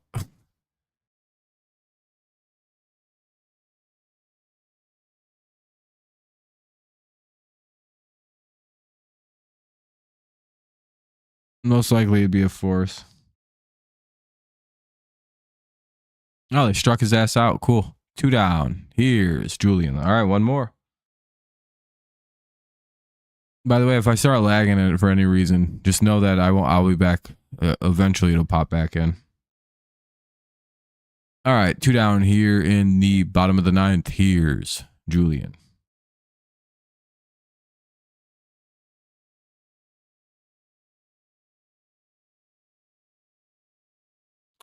Here's Julian.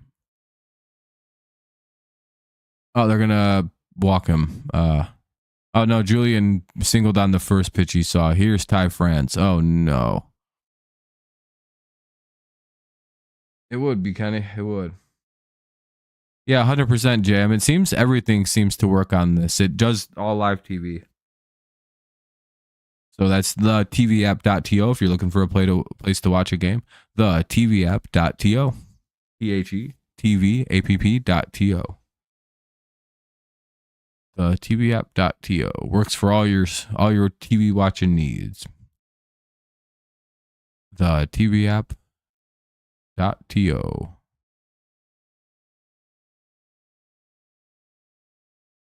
All right, 2 on, 2 out. Here's Ty France. Hopefully we can get this guy out. It's free. And it's legal to watch. I don't think you can get in trouble for watching streams. You get in trouble for hosting the streams. That's where the illegality lies. I don't think you get in trouble for watching copyrighted content. You might be able to. I don't think so. I think it's fine.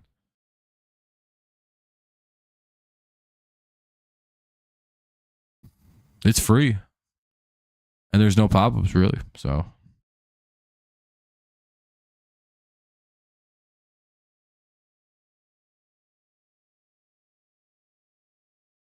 yeah, I think the only person who's in any legal problems are the people who end up hosting it, but they live in a site or in a country that probably doesn't really, or it's hosted in a country that probably doesn't really give a shit about U.S.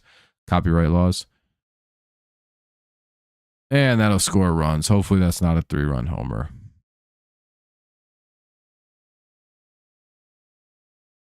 Wouldn't be surprised. Oh no, it's just a base hit. Okay. Well, now they have the tying run at third. Oh, I hate this. Here's Gasper. Please don't blow this game to this fucking guy, Canely.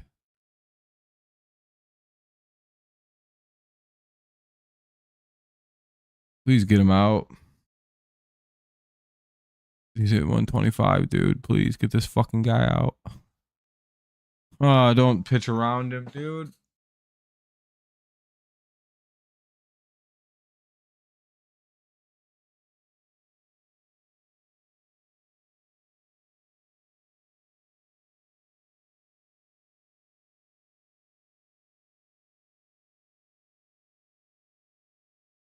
I don't want to watch fucking extra innings, dude. Out of this fucking game. Oh, there we go. Thank God, dude. I did not want to watch extra innings of this game. No offense to the Twins fans, but this game was too long, dude. 3.5 hours. GG to the Minnesota fans. That was a really good game.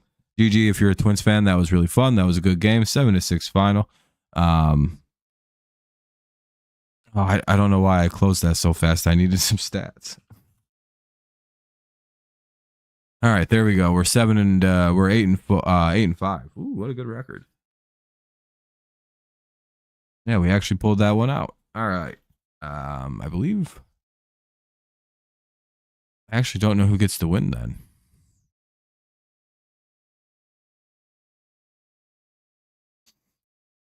But we win. That's the most important part. Olsen looked pretty good. He did give up 4 runs. We walked 3 guys, so that's not great.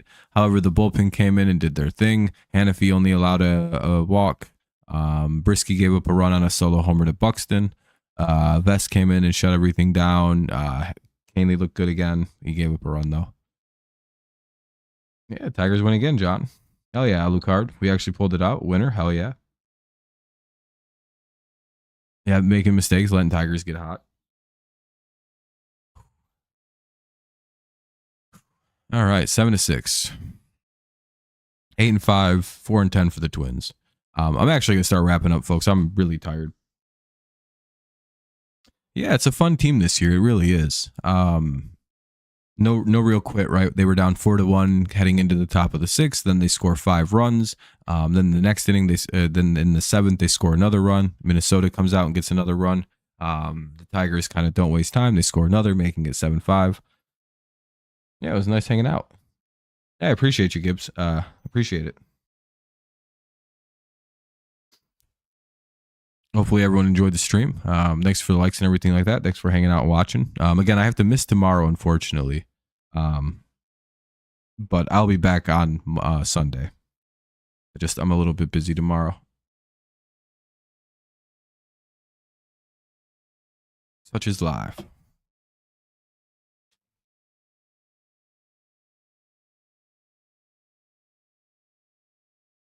My nose itches so bad. But yeah, that was a fun game. Offense kind of put together all the runs. There really wasn't a like a home run moment or anything. Again, the 6th inning they explode for 5 runs and then get 2 more later in the game. So, yeah. Winners of 8 of 10. Yeah, Tigers have won 8 of their last 10, which is really good. They're 8-2 against all teams not named the Dodgers. Yeah, it was awesome, Jody. It was pretty nice. It was a pretty nice little stream tonight. And it says 52 actually, Jody. We hit 52 total, which is amazing. I appreciate everybody.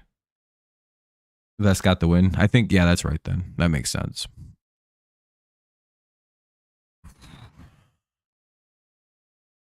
What a long game. What a long game.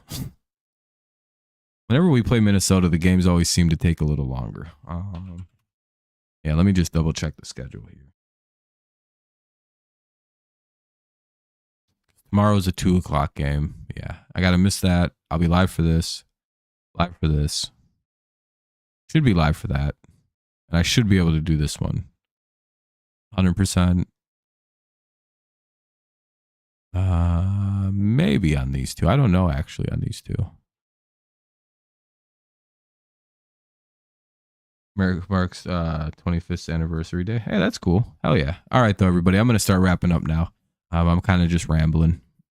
My voice is pretty raggedy. I wake up very early on Fridays, so I'm always very tired by 11, 12 o'clock. So have a good day, everyone. I appreciate y'all. Have a great rest of your weekend. If I don't see you, we'll be live again Sunday for covering the Tigers. Maybe live tomorrow night. I doubt it though. But all right, peace out. Go Lions. Go Patriots. And of course, it's always go Tigers, especially when we win again. Hopefully tomorrow we win the series. Peace out. Have a great night. Thanks a lot for a fun stream. Bye-bye.